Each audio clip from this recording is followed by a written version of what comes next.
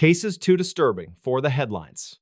On a cold evening in late autumn, when the air carried that sharp bite that seemed to creep straight into the bones, a small town in Pennsylvania found itself at the center of a nightmare that would never be printed in its local paper. The town was quiet. Rows of dimly lit houses along narrow streets, the kind of place where people locked their doors but still trusted their neighbors enough to wave goodnight. Nothing extraordinary ever happened there until one night when something so disturbing unfolded that even the most hardened investigators struggled to put it into words. Before we begin, tell me, where are you listening from and what time is it there?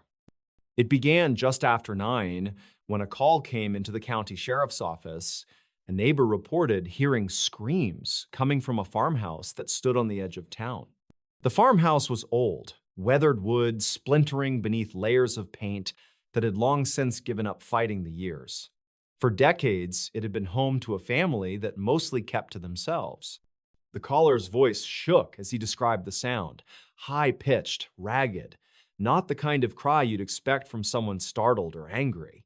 It was the kind of scream that made the hair on your arms stand straight, the kind that hinted at something primal, something wrong. 2 deputies arrived on scene within minutes. The yard was silent, the gravel driveway scattered with wet leaves, the porch light flickered, swaying slightly in the wind. They approached cautiously, knocking on the door, announcing themselves. No answer. What they found when they stepped inside would haunt them for years to come. The living room smelled faintly of iron and smoke. Furniture was overturned, photographs shattered on the floor, glass crunching under their boots. The deputies moved slowly, flashlights cutting through the shadows. In the kitchen, the table was set for dinner, plates still warm, food untouched. Chairs lay scattered as though people had been startled in the middle of a meal, and then in the hallway leading to the bedrooms, they saw it. Dark streaks along the wall, smeared handprints dragged downward, as though someone had clawed desperately at the surface trying to hold on. The prints led toward a closed door at the far end. With weapons drawn, they pushed forward, calling out again. No response. When the door swung open, the beam of light revealed a scene that froze them in place. 3 family members were there, lifeless, positioned in a way that was almost deliberate, as if staged. Eyes wide, mouths slightly open, their bodies placed side by side on the floor. Each one had marks around the wrists, as though bound at some point, but the restraints were gone. And the most chilling part, each had the same expression of terror carved across their face, as though whatever they had seen in their final moments was far worse than the violence itself. The 4th member of the household, the youngest, was nowhere to be found. Search teams combed the fields behind the farmhouse, flashlights bobbing in the night, calling out her name. Hours passed with no trace. The woods felt oppressive, the air unnaturally still, broken only by the crunch of leaves beneath heavy boots. When dawn broke, investigators found a trail leading deeper into the trees, small footprints pressed into the damp earth, ending abruptly at a creek that wound its way through the forest. There, half buried in mud, was a single shoe. The child was never seen again. News outlets picked up whispers of the case, but details were scarce. The sheriff's office refused to release photographs, citing their disturbing nature. Local reporters who pressed too hard were warned off, told that some things were better left unsaid. The official story spoke only of a tragic incident. No specifics, no follow-up. To this day, the files remain sealed, stored in a cabinet deep within the county courthouse basement, marked with a single word across the folder: withheld. But that was only one case. Years later, hundreds of miles away, in a small town in Kentucky, another story unfolded that shared the same unnerving silence in its aftermath. It was late summer when a young couple driving home along a rural highway spotted something unusual. Just past midnight, headlights caught the figure of a man standing in the middle of the road. He didn't move, didn't flinch at the blaring horn.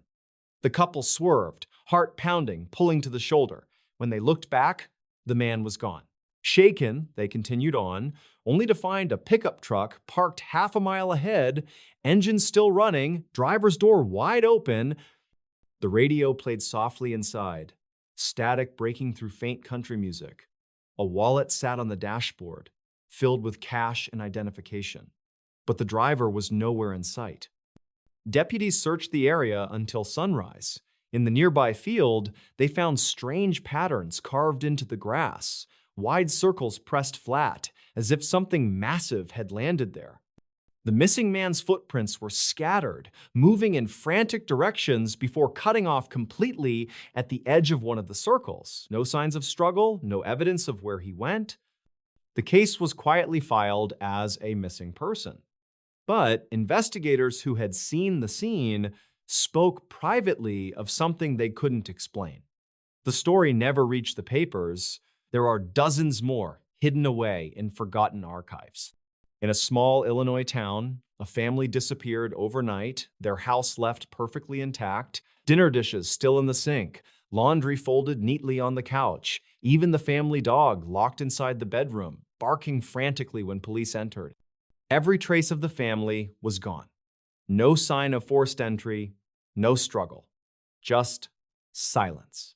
Weeks of searching turned up nothing. Eventually, the house was sold, repainted, and passed to a new family.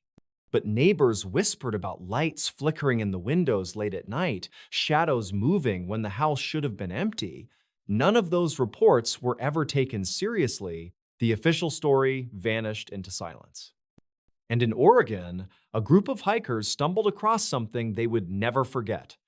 Deep in the woods, miles from any trail, they found a clearing filled with dozens of animal bones arranged in intricate patterns.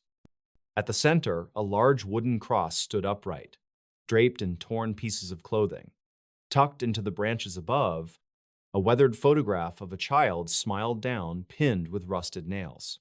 Authorities who investigated labeled it a disturbed individual's work, dismissed it as unsettling but not criminal. Yet those who saw it firsthand swore that the bones weren't all animal. Some, they insisted, looked far too human. These are cases too disturbing for the headlines, stories that never made it to the evening news, hidden behind closed doors and sealed files. They are spoken about in hushed tones by investigators long since retired, men and women who wake in the night with memories of things they cannot forget. The public will never know the full details. Perhaps it is mercy, perhaps it is fear. Because sometimes what really happens in the shadows of small towns and quiet highways is far worse than any headline could ever capture. And sometimes the silence that follows is the loudest sound of all. A murder mystery too twisted to solve. It was late evening when the wind began to stir through the quiet streets of a small town in northern America. The sky was heavy with clouds, the moon only occasionally breaking through, casting pale light over the narrow roads. In the distance, the sound of a church bell echoed faintly, almost swallowed by the cold air. At that very moment, no one realized that something dreadful was about to unfold, something that would haunt investigators and residents alike for years to come. Before we begin, tell me, where are you listening from, and what time is it there? The town was the kind of place where everyone believed they knew each other. Houses stood close together, with porches that looked out toward empty sidewalks. Street lamps flickered as if struggling to keep their glow alive. It was just after 10 p.m. when the local police received a call that changed everything. A neighbor, shaken and out of breath, reported screams coming from the house at the corner of Willow Street. The screams were sharp, desperate, and then, suddenly, they stopped. When the first patrol car arrived, the neighborhood was already on edge. Curtains shifted, doors cracked open, and uneasy faces peeked out. The house in question stood silent, its front porch lights swinging in the wind as if someone had passed under it in a hurry.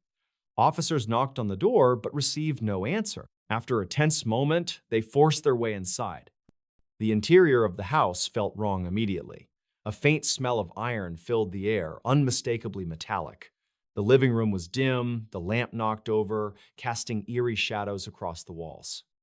A half-finished cup of coffee still sat on the table, steam long gone, as if someone had been interrupted mid-sip. In the kitchen, chairs were overturned, one of them broken at the leg. And then, in the hallway, they found it. A body lying face down, blood pooled beneath. The victim had been struck repeatedly, the brutality suggesting rage more than intention. What made it all the more disturbing was the detail that none of the doors or windows had been forced open. Whoever did this had either been let inside willingly or was already in the house. By midnight, detectives were swarming the scene. One of them, a seasoned investigator who had seen his share of violence, admitted quietly that this case felt different, darker somehow. The victim's belongings were untouched, wallet and jewelry left behind, ruling out robbery. A series of photographs were discovered scattered on the floor, showing the victim with various friends and family. Yet, one photo stood out. It had been ripped in half, the missing piece showing only a shadow where another person had once been. The autopsy revealed something that sent chills even deeper. The injuries did not match a single weapon. It looked as though multiple methods had been used, almost ritualistic in nature. The coroner's report mentioned hesitation wounds, as if the killer had changed their mind halfway through, then continued with even greater force. As the investigation widened, the neighbors began sharing fragments of strange experiences. One elderly woman said she had noticed a tall figure standing across the street several nights in a row, unmoving, watching the house, disappearing before she could call anyone. Another resident swore they heard footsteps in their backyard at odd hours, though no one was ever found. Police combed through hours of surveillance footage from nearby stores and traffic lights, but something bizarre kept happening. Whenever the suspect might have appeared on camera, the footage glitched. Frames skipped, figures blurred into unrecognizable smears, as though the very image resisted being captured. Weeks passed, and suspicion fell on several people close to the victim. Friends, colleagues, even distant relatives were interrogated. Secrets began surfacing, revealing hidden grudges, financial troubles, and long-buried conflicts. But every lead seemed to collapse into nothing. Alibis checked out, motives were plausible but not conclusive, and physical evidence pointed in conflicting directions. The case grew colder, but the town itself did not rest easy. Strange calls began flooding the local police line. Residents reported hearing screams at night coming from empty lots. Others claimed they saw fleeting shadows darting across windows when no one was inside. Children woke crying, telling their parents they saw someone standing at the foot of their bed, someone tall with eyes that seemed hollow. Detectives tried to dismiss these claims as fear spreading in a shaken community, but even they could not deny what was happening during interviews. On more than one occasion, while questioning potential witnesses, the lights in the room flickered violently, and audio recorders captured faint whispers that no one present had spoken. The words were never clear, but one phrase repeated often enough to be noticed: "You can't find me." In one of the most unsettling turns, the original 911 call from the neighbor was revisited. When replayed, investigators realized that beneath the frantic voice, another sound lingered faintly. A whisper, distorted, almost laughing. Yet when the audio was enhanced, the voice vanished, replaced by static, as though the tape itself refused to give away its secret. By now, the community was spiraling into paranoia. People locked their doors earlier, kept lights on through the night, and avoided walking alone. Yet the sense of being watched persisted. Some swore they saw a figure in reflective surfaces, in mirrors and dark windows, a presence that always seemed one step out of reach. Despite the chilling atmosphere, the police continued piecing together what they could. A breakthrough seemed near when a small, blood-stained note was discovered in the lining of the victim's coat. The handwriting was jagged, the ink smeared, but it carried a single sentence that unsettled everyone who read it. It said simply, "You will never understand." This note sparked endless theories. Some believed the killer was mocking investigators. Others thought it was the victim's desperate attempt to leave a clue. But the handwriting matched no one in their circle, not even remotely. Months turned into years, and the case officially remained unsolved. Yet the files stayed open on the desks of those who worked it, haunting them like an unfinished puzzle. Detectives admitted privately that they sometimes dreamed of the crime scene, waking drenched in sweat, certain they had seen the shadow of the killer standing in their own bedroom. Even today, the house on Willow Street remains empty. The curtains are drawn, the yard overgrown, the structure slowly decaying. People avoid walking past it, crossing to the other side of the road. Children dare each other to step onto the porch, but rarely make it past the first stair. Those who do swear they feel a crushing heaviness in their chest, as though the house itself rejects their presence.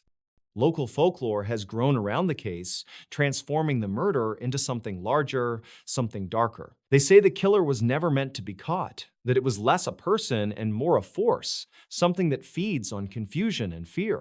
Others insist the victim themselves was not innocent, that secrets buried in that house led to an ending too twisted for the living to fully grasp. Whatever the truth may be, the murder mystery remains unsolved, and perhaps that is the most terrifying part.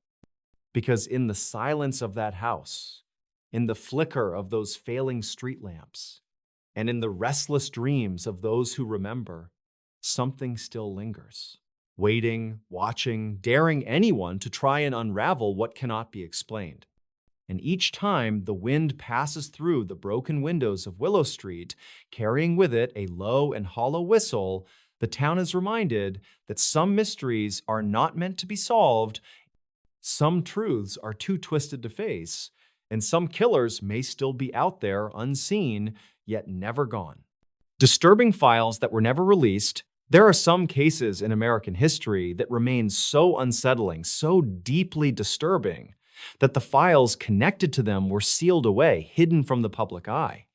Not because of national security, but because those who saw what was inside could not bring themselves to ever let it be released. These are the files that were whispered about in dimly lit hallways of police stations, the ones that detectives carried in thick folders stained with coffee rings, marked only with red tape and stamped with the word restricted. Before we begin, tell me, where are you listening from and what time is it there?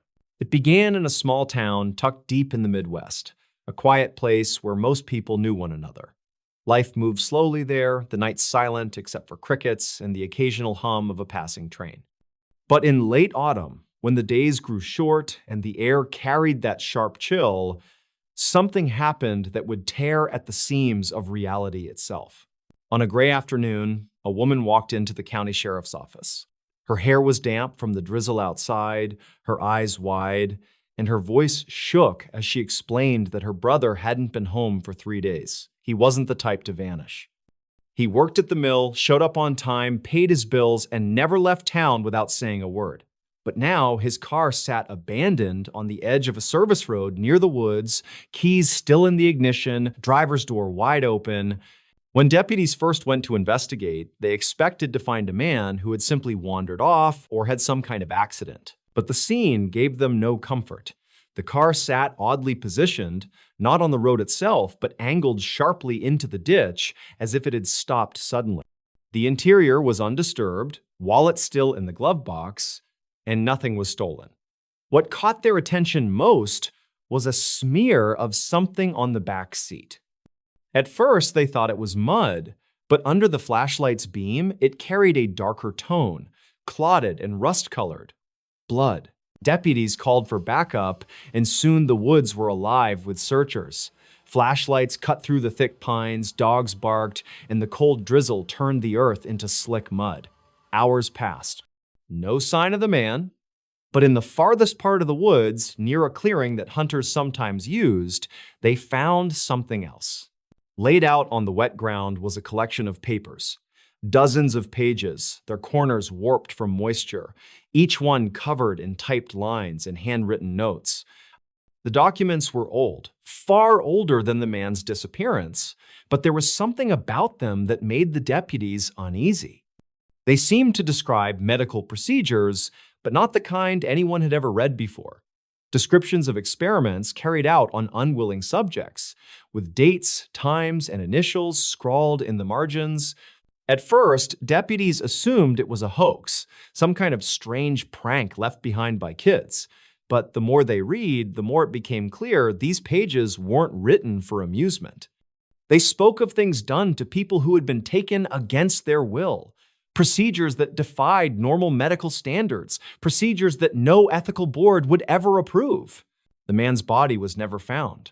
Not that night, not the next day, not even in the weeks that followed. But the documents were collected, sealed in evidence bags, and locked away. That should have been the end, but it wasn't.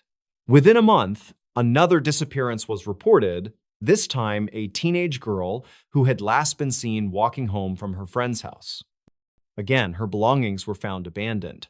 This time her backpack tossed at the side of a road as if it had been dropped mid-stride. When searchers combed the nearby fields, they found more papers, this time carefully folded and placed inside a glass jar.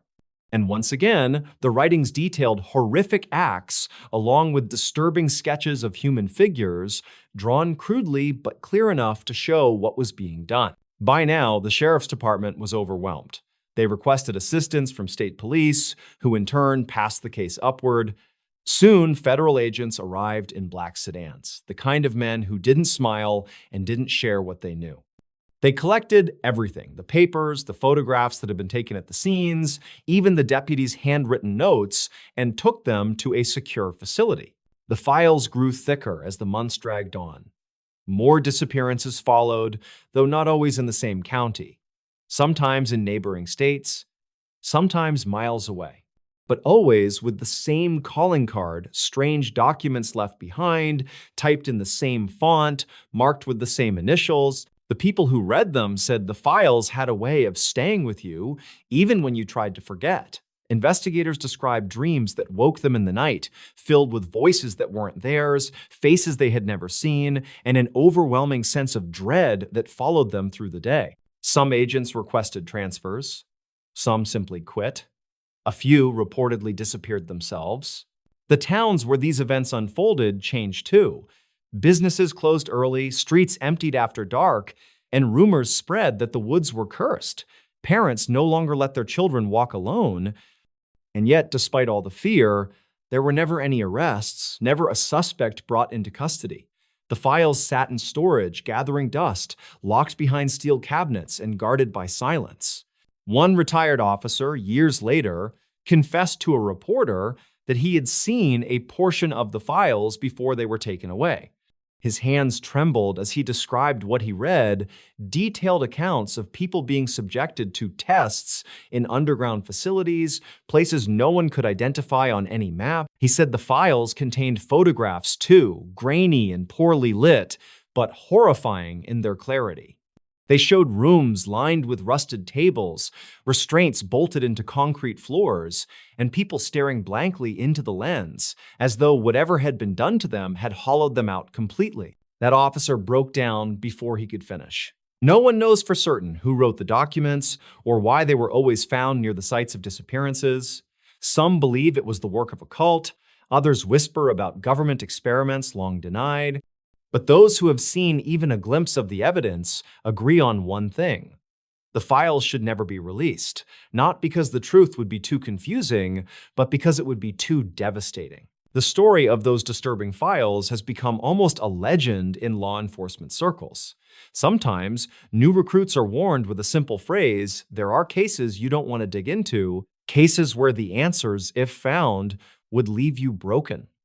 And when the lights flicker in the records room late at night, clerks whisper about the sealed cabinets, the ones marked with red tape, and the cases no one is allowed to open. Terrifying cases that made no senses.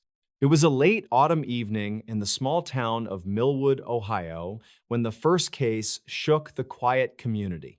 The air was crisp, leaves scattered across empty streets, and the town had already begun preparing for the long winter ahead. At around 9 o'clock that night, residents along Cedar Avenue reported a series of strange sounds echoing through the neighborhood. Some said it was a scream, others insisted it was more like a distorted cry, almost mechanical in tone. What made it even more unsettling was that when police arrived within minutes, there was no one outside, no signs of struggle, and no reason at all for the chilling noise that dozens had claimed to hear. The officers did their rounds, knocking on doors, asking questions, but no explanation surfaced. It was written off as pranksters, but no one ever came forward, and nothing like it happened again. The silence that followed only deepened the mystery, leaving a scar in the memory of everyone who heard it. Before we begin, tell me, where are you listening from, and what time is it there? A few weeks later, just before sunrise, an even stranger case occurred. A truck driver passing through Interstate 71 near Columbus pulled over at a rest stop to grab some coffee and stretch his legs. He noticed a small sedan parked at the farthest corner of the lot, engine still running, headlights dim in the fog. At first, he thought someone was sleeping inside, but as he approached, he realized the driver's door was wide open and the car was completely empty. The keys dangled in the ignition, a purse was on the passenger seat, and the dashboard showed that the vehicle had barely been driven in the last few hours. State troopers were called, and they carefully combed the area, but there were no footprints leading away from the car, no evidence of foul play, and no sign of the owner anywhere. It was as though the driver had simply vanished into thin air. Days turned into weeks, missing posters went up, and news outlets speculated endlessly, but no trace of the person was ever found. The case became known among locals as the car that drove itself, an unsolved event that to this day haunts truckers who pass that lonely rest stop before dawn. Then came the winter storm in Michigan, where an isolated farmhouse near Traverse City became the center of another unsolvable case. On a January night, as snow piled high and winds howled through the trees, neighbors noticed that the lights in the farmhouse flickered wildly before going completely dark. A family of 4 lived there, known in the community for keeping to themselves. When police arrived after a concerned neighbor called the station, they found the front door partially open, snow drifting inside the entryway.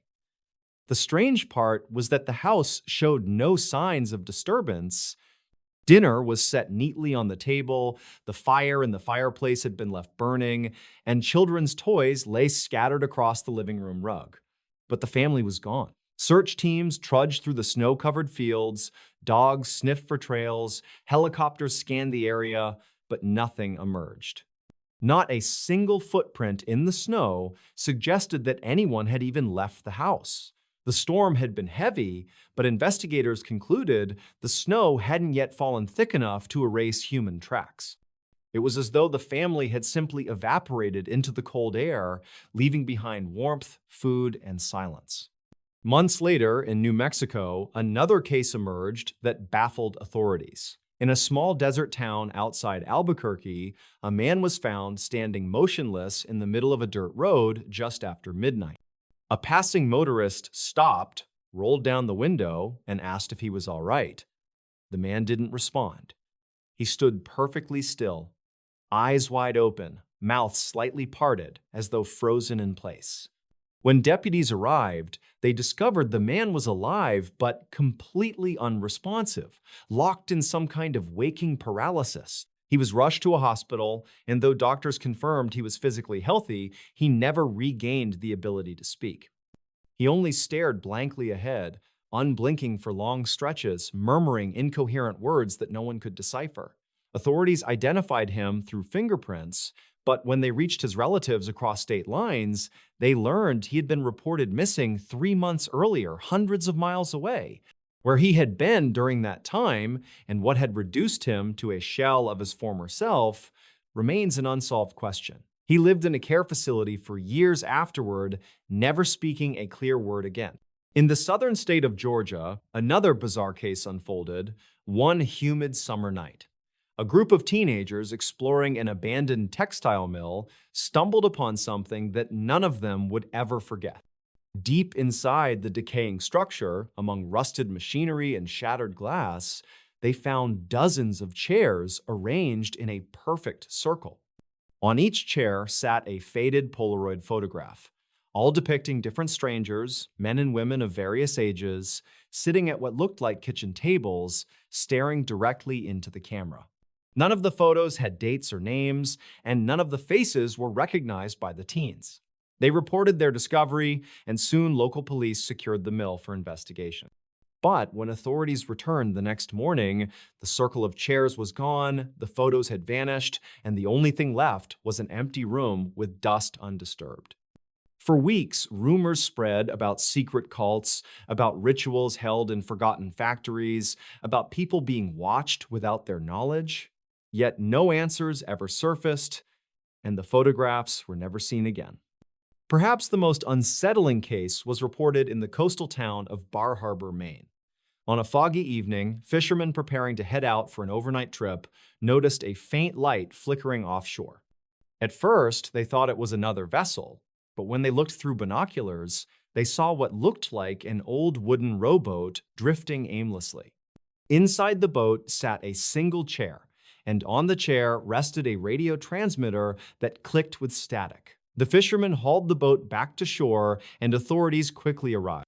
The strange part was that the radio wasn't connected to any power source, yet it continued to hum with bursts of static as though alive. Technicians examined it, dismantled it, tested it, but they couldn't explain how it had been transmitting at all. Even stranger, the boat itself had no registration, no markings, and seemed far older than any vessel expected to be found floating in that area. Some believed it was a leftover relic from decades past. Others swore it was a message, a signal left intentionally.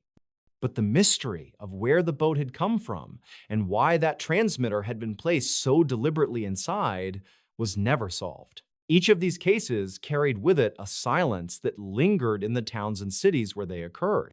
People whispered about them at diners, shared theories in hushed tones in bars, and warned each other to stay cautious during late-night drives. What tied them all together was the utter absence of logic, the void of explanation that made investigators feel as though they were chasing shadows.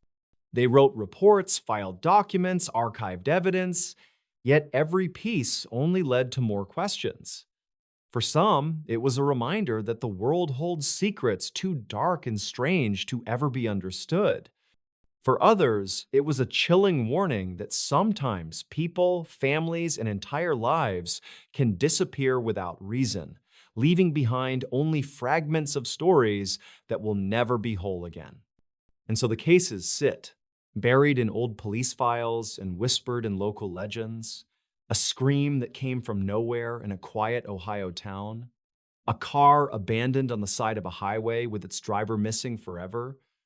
A family that vanished from their dinner table in the middle of a snowstorm. A man reduced to a living statue returned from nowhere. A circle of photographs in an abandoned mill that disappeared overnight. A ghostly boat with a radio that should not have been able to speak. All of them terrifying, all of them unsolved, and all of them haunting reminders that some truths will never be revealed.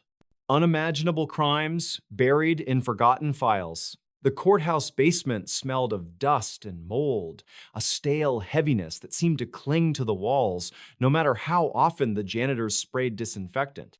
It was a place no one wanted to linger in, with flickering fluorescent bulbs overhead and boxes stacked on metal shelves, each one labeled with fading marker, case numbers barely legible after years of neglect.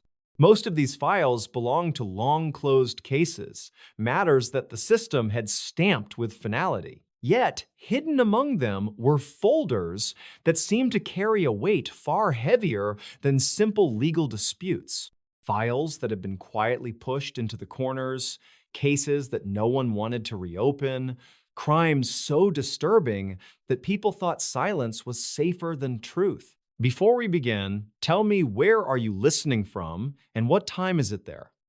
On a stormy evening in late October, a clerk searching for property records stumbled on a set of boxes marked only with a red X. They were heavier than the others, filled with photographs, handwritten notes, and brittle police reports yellowed with time.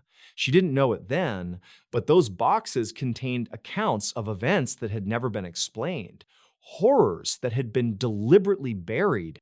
These were not cases that appeared on the news anymore, if they ever truly did. They were crimes the town had agreed to forget, yet the details inside those folders painted a different picture. The first file contained reports from a small town in the Midwest, where in the early hours of a winter morning, a farmhouse was found completely abandoned. Breakfast had been set on the table, eggs half cooked on the stove, but no one was inside. The family of 5 was simply gone. Neighbors swore they had seen the father chopping wood the night before, his breath misting in the cold air. Yet, when investigators combed through the house, they discovered something that still defies explanation. Every clock in the home had stopped at the same moment. Each watch, each wall clock, even the small wristwatch tucked in a dresser drawer, all frozen at exactly 2:17 a.m. No bodies were ever recovered, no evidence of forced entry, no tracks in the snow, just silence and the eerie stillness of a house caught in time. The file included black and white photographs of the kitchen, of the empty beds where the children should have been sleeping, of muddy footprints leading from the back door to the edge of the woods before abruptly vanishing. Officers wrote in their notes that the woods had been searched for days, dogs had been brought in, but the trail ended in nothing. The case was eventually closed with no resolution, the family listed as missing, presumed dead. But what chilled the clerk reading those reports wasn't the official conclusion, it was a single page tucked between the evidence logs, a handwritten statement from a deputy who had since retired. He wrote that during the search, he heard children's laughter echoing through the forest, even though no one was there. Another box held records from a coastal town in Maine. A fishing vessel had washed ashore without a crew. The boat was still running, lights glowing faintly in the fog, nets half pulled in, but not a single person was found on board. The captain, 2 deckhands, even the dog that usually accompanied them, gone. What was strange, investigators noted, was that all of their personal belongings remained untouched. Wallets, cigarettes, even half-eaten sandwiches were left in place as if the men had simply vanished mid-task. Blood samples were collected from the deck, smeared along the railing, though no one could determine whose blood it was. The most disturbing piece in that file was a photograph of the captain's logbook. The last entry read, "The sea is singing tonight, and we are not alone." The handwriting became erratic, ink smudged by what looked like water before the words trailed off into illegible scrawls.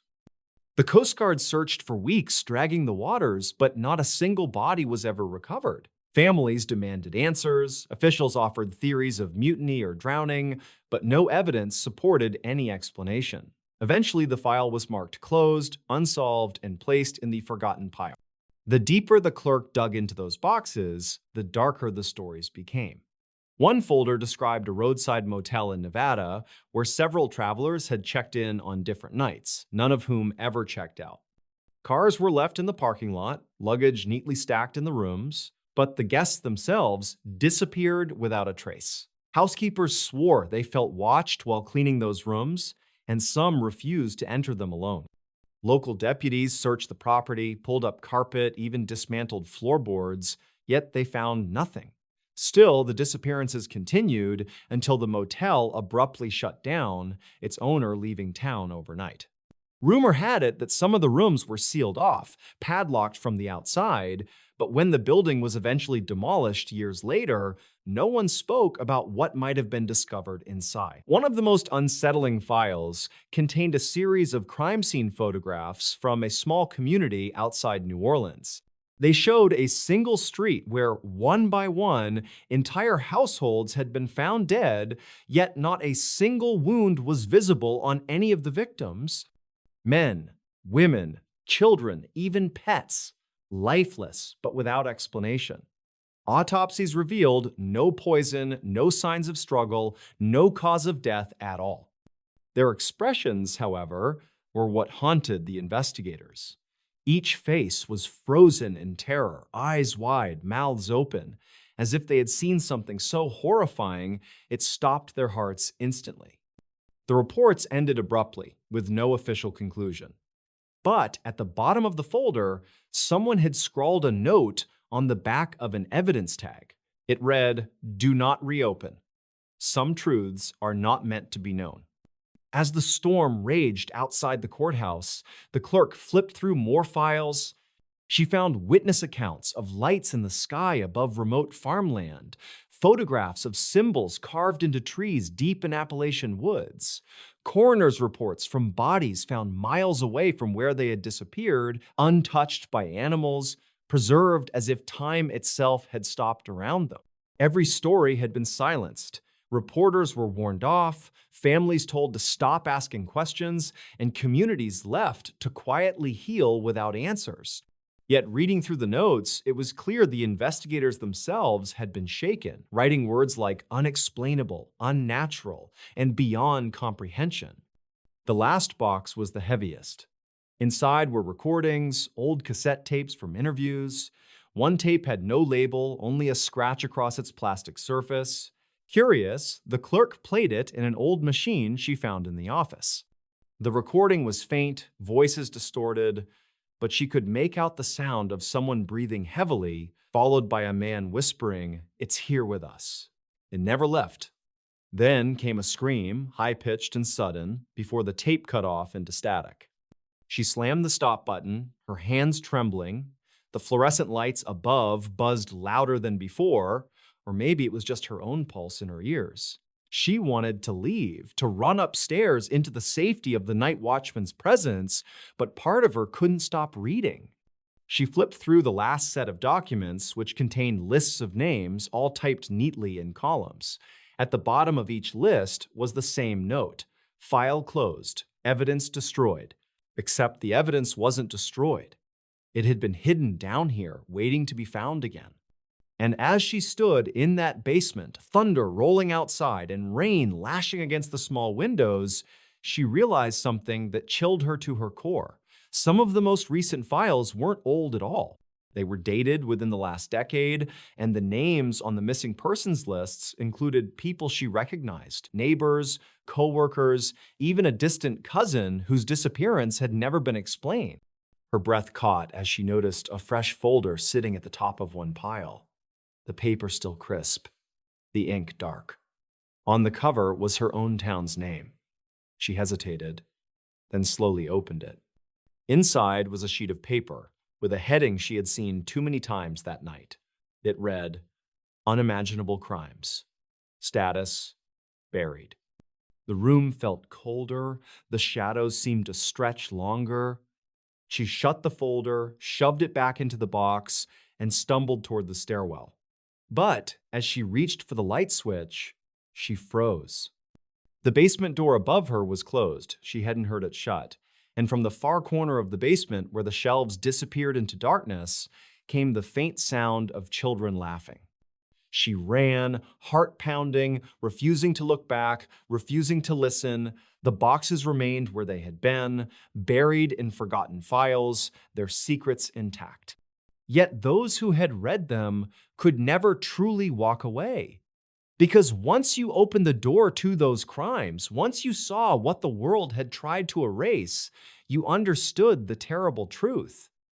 Some crimes are too dark to be solved, some horrors are never meant to see daylight, and some files are buried not because they were forgotten, but because remembering them would destroy everything we believe about safety, about justice, about reality itself. The cold case that still haunts the FBI. In the quiet hours of a foggy November morning, the FBI's field office in Richmond received an anonymous phone call. The voice on the other end was trembling, rushed, almost desperate to get words out before nerves took over. All they said was, "Check the woods near Meadowbrook Road, it's still there." Then the line went dead. No caller ID, no way to trace the source. Agents were dispatched, unsure if this was another cruel hoax or something far more sinister. Before we begin, tell me, where are you listening from and what time is it there? By late afternoon, a team was combing through a dense patch of forest just outside of a rural neighborhood. The woods stretched for miles, silent except for the crunch of boots on damp leaves. The sky was gray, and the air carried that heavy stillness before nightfall. Just as some of the younger agents began to doubt the tip, one of them noticed something strange beneath a mound of half-frozen earth. A corner of what looked like an old tarp was sticking out. When they pulled it back, what they uncovered would become one of the FBI's most unsettling unsolved cases. The remains inside the tarp were badly decomposed, but clearly human. The body had been bound with rope that had frayed, but still held tight around the wrists and ankles. The jaw was broken, and the skull had a deep fracture that suggested a violent impact. But the most disturbing detail was carved into the wood of a nearby tree. Someone had etched a single word, uneven and jagged, as if done in haste or with shaking hands. The word was mine. From the beginning, the case spiraled into something that investigators could never fully control. Forensic experts determined the body had been there for years, maybe decades, but no missing persons report in the area matched the description. Clothing remnants found with the body seemed outdated, like something from the late 70s or early 80s, but without a label or traceable detail, it was almost impossible to place. Locals who lived near Meadowbrook Road had plenty to say when agents started asking questions. Some remembered strange lights in those woods at night. Others recalled hearing what they described as screams echoing through the trees, always around the same time, just past midnight. A retired hunter swore he once saw a figure crouched near that exact spot long before the discovery, but when he went closer, it vanished into the brush as if it had never been there. The FBI collected every scrap of evidence: soil samples, rope fibers, bone fragments, even the carving on the tree. They brought in behavioral profilers who suggested the killer had likely revisited the site more than once, maybe even for years. The word mine indicated possession, obsession, or perhaps a message meant to terrify anyone who stumbled upon it. And then came the tapes. 2 months into the investigation, a plain envelope arrived at the field office. No return address, no fingerprints. Inside was an old VHS tape. Agents set it up in a secure room, half expecting static or some meaningless footage. What they saw instead left even the most seasoned investigators silent. The tape showed a dimly lit basement. A single light bulb swung above, casting shadows that distorted every corner. In the center of the frame was a chair, old and wooden, with rope draped across its arms and legs. The camera zoomed in slowly, and though there was no sound, everyone watching could almost hear the creak of the wood and the hum of the bulb. Then, suddenly, the screen went black. A few seconds later, words appeared, written in block letters across the screen. She's still waiting. No one could explain how the tape reached the FBI. Lab analysis showed it was recorded on equipment no longer common, perhaps decades old. The handwriting used in the message didn't match any samples in the Bureau's database. Still, the chilling phrase was undeniable. Whoever made it knew about the body in the woods. More envelopes arrived over the following years, each containing a tape or a photograph. One photo showed a stretch of the forest at night, with what looked like a figure standing far in the background, too blurred to identify. Another tape featured the same basement, but this time the chair was overturned and the ropes were scattered across the floor. Again, no sound. And again, a message appeared at the end: "You didn't listen." Agents began to lose sleep over the case. Some requested transfers, unable to shake the feeling that the person behind this was taunting them, watching them. There were whispers in the office about certain files going missing, about evidence being tampered with or moved without authorization. The word haunted wasn't just a metaphor anymore. Investigators felt they were being drawn into something they could never step back from. The case expanded into nearby states, with similar anonymous tips leading to dead ends or strange discoveries. In one abandoned farmhouse in Pennsylvania, agents found a wall covered in newspaper clippings about unsolved murders and disappearances, some dating back 50 years. In the center of the wall, circled in red, was a photo of the Meadowbrook Woods. Psychologists brought in by the Bureau suggested they were dealing with someone meticulous, someone who wanted control over the narrative of fear. The killer, if alive, was still out there. And if dead, his legacy was designed to linger, to keep the FBI chasing shadows indefinitely. But the most disturbing moment came when one of the tapes was played in slow motion. Buried in the background noise of the recording, beneath the static, a faint voice could be heard. The audio team enhanced it, and though it was muffled, the words were unmistakable. It was a woman's voice, whispering over and over, "Please, no more." The Bureau locked those tapes away, sealed in an evidence vault with restricted access. To this day, only a handful of people have seen them. The official files remain classified, but the story still circulates among agents late at night, when the halls of the office are quiet. Some claim the case was cursed from the start. Others believe it was never about solving a murder, but about becoming part of the game the killer designed. Every so often, even now, another envelope appears. No fingerprints, no DNA, no traceable marks. Sometimes it's a photograph of the forest. Sometimes it's a tape that refuses to play, filled with nothing but endless static.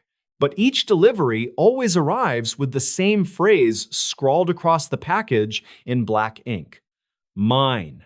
And that is why, among the countless unsolved cases in FBI archives, this one continues to linger. Not just because of what was found in the woods, but because of the sense that the case isn't truly over. That somewhere out there, the person responsible is still watching, still sending reminders, still pulling strings from the shadows. Even the agents who've retired, long since removed from the case, say they sometimes find things at their doorsteps. A small piece of rope, a torn scrap of tarp, a single photograph of trees in the dark. They know what it means. They don't talk about it publicly, but among themselves, they admit the same thing. This isn't just an unsolved murder. It's a haunting that refuses to fade. A cold case that doesn't just sit in the archives collecting dust, but one that continues to breathe, to follow, to remind. A cold case that still haunts the FBI. The case that made detectives quit? In a quiet part of Pennsylvania, tucked between old highways and stretches of forest that seemed to go on forever, there was a case so disturbing that it pushed seasoned detectives to walk away. Men and women who had seen the worst of what people could do to each other, who had carried bodies out of rivers and basements, who had stared into the blank eyes of killers and lived with the weight of unsolved files, found themselves unable to stay on this one. It wasn't because of politics or money or red tape. It was because of what they saw, what they heard, and what they could never explain. It started on a cold morning in late autumn when the air was heavy with fog and the trees stood bare, their branches like black veins against the gray sky. The call came into the county sheriff's office at 6:43 a.m. A hiker had found something strange in the woods behind an abandoned farmhouse on the outskirts of a small town. The farmhouse itself was a relic, boarded up decades ago, its roof sagging, its porch collapsing into weeds. Locals called it cursed, though no one could ever agree on why. Some said it had belonged to a family who vanished. Others claimed it was once the site of rituals. Whatever the truth was, people avoided it. Except this hiker who had cut through the property to reach a creek and stumbled across what he thought at first was an animal carcass. By the time deputies arrived, it was clear it wasn't an animal. It was a person, or at least what was left of one. The body was found propped against the back wall of the farmhouse, seated upright, as if someone had carefully placed it there. The face was gone, not missing in the way an animal might eat flesh, but peeled away, as though someone had taken it off deliberately. The rest of the skin was marked with strange carvings, deep enough to scar bone. The initials of towns that were hours apart, symbols no one recognized. And the chest had been cut open, the rib cage pried apart, and inside, nothing. The organs were gone. Detectives who first took the case thought it might have been some kind of cult killing, ritualistic, brutal, something designed to terrify. But as they combed the area, they realized this wasn't the first. Deeper into the woods, less than a mile from the farmhouse, they found another. The same positioning, the same carvings, the same hollow chest. 2 victims, arranged like mannequins in the middle of nowhere. By afternoon, the entire property was taped off. Investigators in heavy jackets moved slowly, taking photographs, bagging evidence, whispering in tones that betrayed how uneasy they were. The smell was overwhelming, not just of death, but of something sour, chemical, almost metallic. Forensics couldn't place it. It clung to their clothes, their hair, even their cars after they left the site. One officer said it reminded him of copper pipes left to rot in the rain. Another said it smelled like blood boiled in acid. The victims were not immediately identified, their fingerprints weren't in the system, dental records came back with no matches. They were ghosts, as though they had appeared in those woods just to die. But when autopsies were performed, more disturbing details surfaced. The cuts on the body were precise, surgical, almost professional. Whoever did this had knowledge, steady hands, and time. But there was something else. Something no one wanted to admit. The bones showed signs of being burned.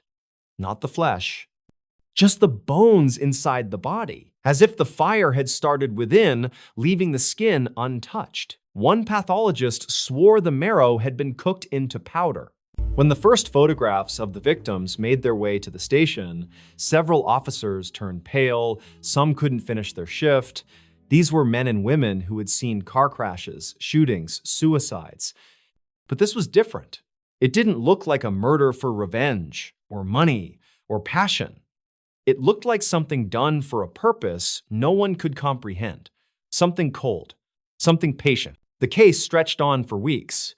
Detectives followed leads that went nowhere. A drifter was brought in, questioned for days, then released when nothing stuck. A group of self-proclaimed occultists in the next county were investigated, but their rituals turned out to be little more than candlelit chanting. The town grew tense, rumors spread faster than facts, parents kept their kids home from school, hunters refused to enter the woods. Everyone seemed to know someone who had seen something, a figure moving at night, strange lights near the farmhouse, whispers carried on the wind. Most of it was dismissed, until deputies themselves began to report things. One night, while canvassing the property, 2 deputies swore they saw a man standing at the edge of the tree line. Tall, motionless, watching. They called out, drew their weapons, and advanced. But when they reached the spot, the ground was soft with mud. No footprints, no broken branches. Nothing to suggest anyone had been there. The deputies were shaken enough to refuse night patrols afterward. Another detective reported hearing voices on her police radio. Not static, not interference, but actual voices, whispering, saying her name. The tech team tested the radio, found nothing wrong, and told her she was tired. But she knew what she heard. The next week, she resigned. The farmhouse itself became the center of obsession. Investigators searched every inch, pulling up floorboards, tearing through walls, shining lights into the cellar. They found old cans of food, rusted tools, rotting furniture, but nothing that explained the killings, except for one thing. In the attic, carved into the wood, were the same symbols that had been cut into the victims. Faded, but unmistakable. No one could determine how long they had been there. Some said decades. Others swore they looked fresh. The more they dug, the more the case seemed to unravel them. Detectives who had once prided themselves on rational thinking began to argue, lose sleep, drink heavily. One officer stopped showing up entirely, later telling friends he couldn't be near the evidence room anymore. He said every time he walked past it, he felt like someone inside was breathing. Another quit after waking up to find the case files spread across his kitchen floor, even though he lived alone and had locked them away in his office the night before. As months passed, more bodies appeared. Not many, but enough to show it wasn't over. Each one was found in increasingly remote places, abandoned barns, dried up wells, hollowed tree trunks. Always the same carvings. Always the same hollow chest, and always that smell, impossible to wash away. The public demanded answers, but there were none. Reporters pressed for details, but even they grew reluctant to publish what little they knew. It was as if the story itself carried a curse. Families moved away, the town's population dwindled, the farmhouse eventually collapsed in on itself after a storm, but even then, no one would go near the land. By the time the case was quietly filed into the cold case archives, more than half the original team had left the force. Some transferred, some retired early, some simply disappeared without explanation. Not a single detective wanted to touch it anymore. It wasn't because they couldn't solve it, it was because the case was doing something to them, changing them, and they were terrified of what would happen if they stayed. To this day, the boxes sit in storage, unmarked, gathering dust. Officers whisper about them like a warning. Some say if you open the files, you'll start seeing the same symbols in your own home. Some say you'll smell that metallic stench in your clothes. And some say the case isn't cold at all, it's just waiting for someone foolish enough to open it again. The town that hid its darkest secret. The road into the small town was always quiet at night. A narrow strip of cracked asphalt cutting through endless fields of corn that swayed beneath the pale glow of the moon.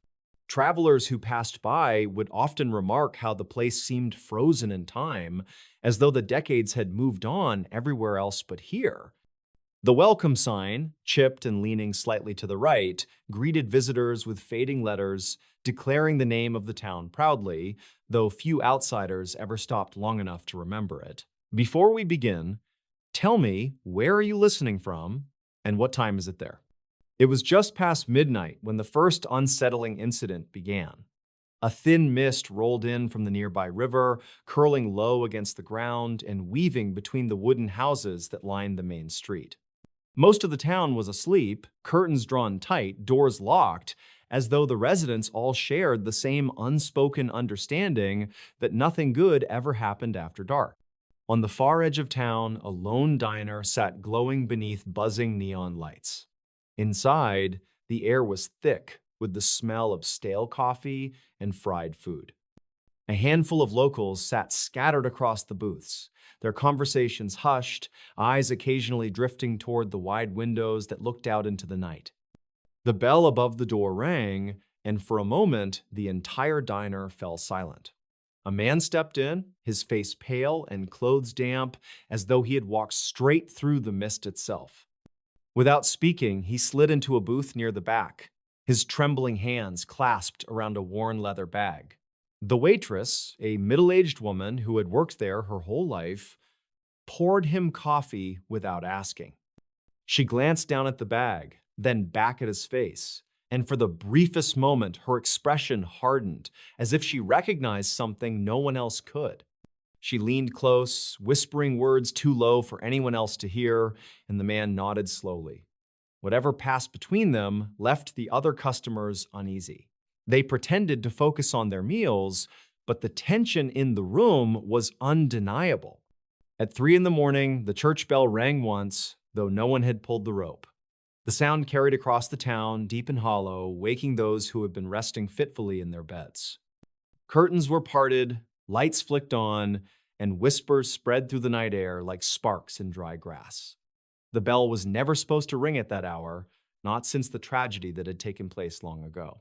People knew it, and yet no one dared step outside to check. By dawn, the mist had lifted, but unease clung to the town like a shadow. Children walked to school with their parents close by, every set of eyes watching the empty church tower at the center of town. The man from the diner was nowhere to be found. The booth he had sat in was empty, though the waitress swore she had watched him walk toward the back door before the bell had rung. His coffee cup remained on the table, the liquid inside now stone cold, but the bag was gone. For days, whispers filled the town. Some said the man had been part of the old families, the ones who had lived here since the town's founding, before records were kept properly. Others swore he carried evidence of what had really happened during the fire that destroyed half the town square decades ago. The fire had always been explained as an accident, but deep down, many suspected there was more to it. The town rebuilt quickly, too quickly, and certain names disappeared from records, erased as if they had never existed. On the third night, more strange events began. Lights flickered in homes closest to the church. A dog howled relentlessly at shadows that no one else could see. In the cemetery behind the churchyard, fresh soil was found disturbed, though no burials had been scheduled. The caretaker insisted nothing had been touched, but his voice shook as he said it. By the end of the week, fear had settled in the bones of the townsfolk. The local sheriff tried to calm people down, holding a meeting in the old hall near the river. Lanterns cast long, flickering shadows on the walls as neighbors gathered, their voices rising with anger and fear. Some demanded answers about the bell, others accused each other of hiding the truth. The sheriff raised his hand for silence, and when the room finally grew quiet, he told them flatly that there were things in this town better left buried. His words hung in the air like a curse. But the younger ones weren't satisfied. A group of curious residents decided they had to see for themselves what the church was hiding. That night, under a cloudy sky that threatened rain, they crept into the churchyard with flashlights and nervous laughter that faded quickly into silence. The heavy wooden doors of the church groaned as they pushed them open, the stale smell of dust and mildew washing over them. Inside, the pews were covered in sheet. The school with a disturbing secret. There's an old brick school on the edge of a small town in Pennsylvania, a place where the walls seem to hold their breath and the windows watch you as you pass. For decades, it stood in silence, abandoned, its playground rusting away while weeds crawled up the fence line. Locals whispered about it, claiming the school was closed down for reasons no one could quite agree on. Some said it was funding, others said it was structural decay, but underneath those explanations, hidden in the way people's voices dropped when they mentioned it, was the suggestion that the school was hiding something darker. It always began the same way, with an odd stillness whenever someone walked past at night. No traffic, no crickets, no wind against the trees. Just the building looming in silence, as though it had been listening for you all along. Years ago, the town's police chief had to respond to a call about trespassers breaking in, teenagers daring each other to stay overnight. Most of them never made it past the gymnasium before bolting out in a panic, screaming about voices that weren't there. But one time, a group had gone further. They explored the long corridors, their flashlights bouncing against peeling paint and lockers dented from years of use. On the second floor, they found an entire row of classrooms where desks had been overturned and chalkboards were covered in words that didn't belong there. No one admitted to writing them, but the words were carved in deep, jagged scratches. Don't let them out. By the time the chief arrived that night, the kids were hysterical. One of them was missing a shoe, and all of them swore they heard footsteps following them, even though the officers found no sign of anyone else inside. The kids were released to their parents with warnings, but the incident brought back the town's unease. If you ask the older residents, they'll tell you the school shut down after a string of strange events. Students had gone missing.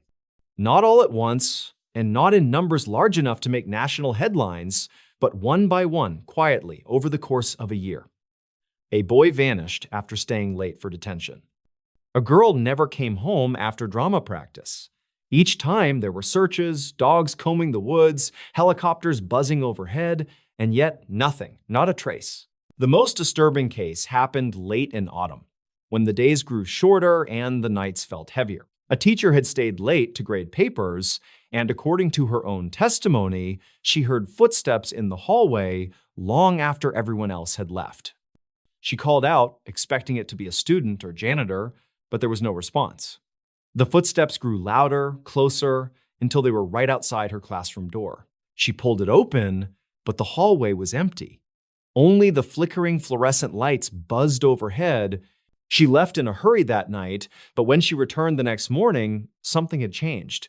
Her desk had been moved. Not just a little, it had been dragged to the opposite side of the room, scraping deep grooves into the tile. On top of it, her graded papers were stacked neatly, but every page had been torn in half and placed back together in the shape of a cross. From that point on, teachers began requesting transfers. Some quit outright, unable to explain what they had seen or heard. The janitor, a man who had worked there for years, finally resigned after finding something in the basement. He never gave details, but when pressed, he muttered only one sentence before leaving town for good. They shouldn't have dug it up. The basement itself was unusual. Unlike most schools, this one had a sub-basement, a level not listed on any of the building's official blueprints. It was accessed through a heavy metal door at the end of a utility corridor. Teachers claimed it was used for storage, but former staff members later admitted they had never been allowed down there. Only the principal had the key, and when the school was shut down, that door was welded shut. One winter evening, years after its closure, a pair of urban explorers managed to cut their way inside. They filmed their exploration, posting shaky footage online that circulated briefly before being taken down. In the video, you can hear them laughing nervously as they descend the stairs. The deeper they go, the colder the air becomes, their breath visible even with their flashlights trembling. Then the laughter stops. The camera catches walls lined with strange markings, symbols carved into the concrete, some smeared with what looked like dried rust. The explorers whisper about hearing voices.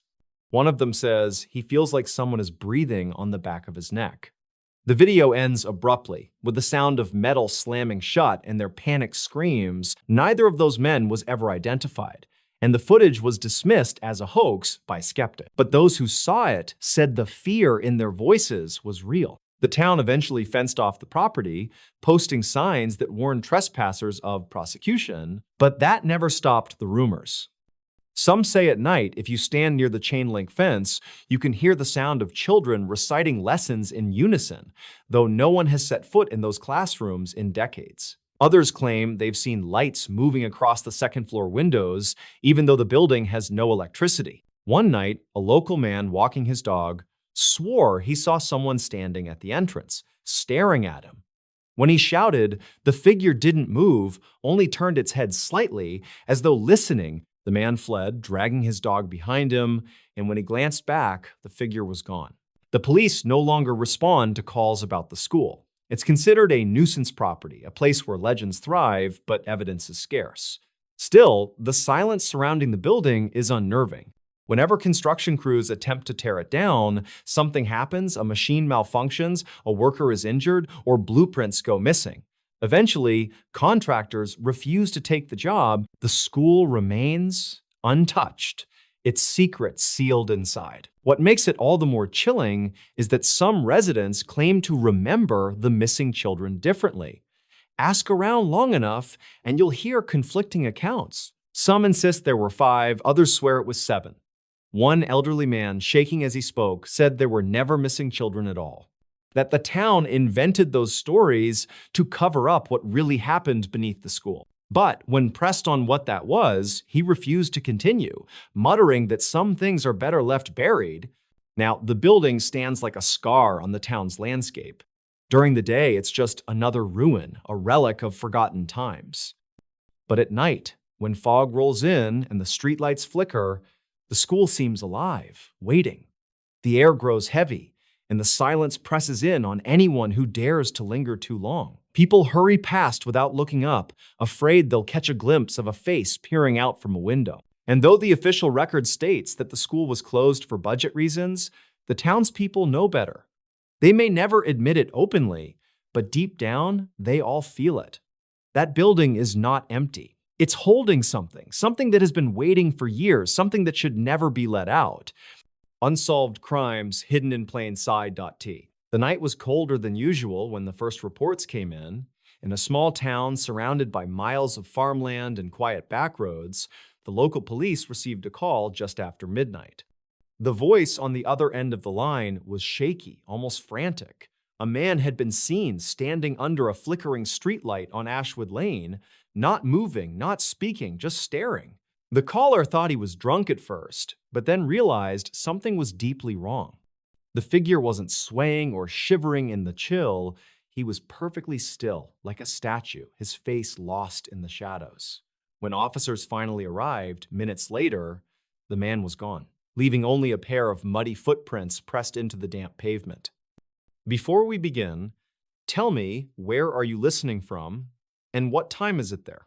At the time, it didn't seem like much, just another strange incident in a town that rarely made headlines. But within weeks, more calls followed. A woman driving home late saw a figure crouched near the old railway bridge, holding what looked like a torn piece of clothing. When she slowed down to look closer, the figure stepped back into the darkness, vanishing almost instantly. She swore she had seen blood on his hands. Others began reporting bizarre encounters, fleeting glimpses of someone standing in places no one should be at those hours.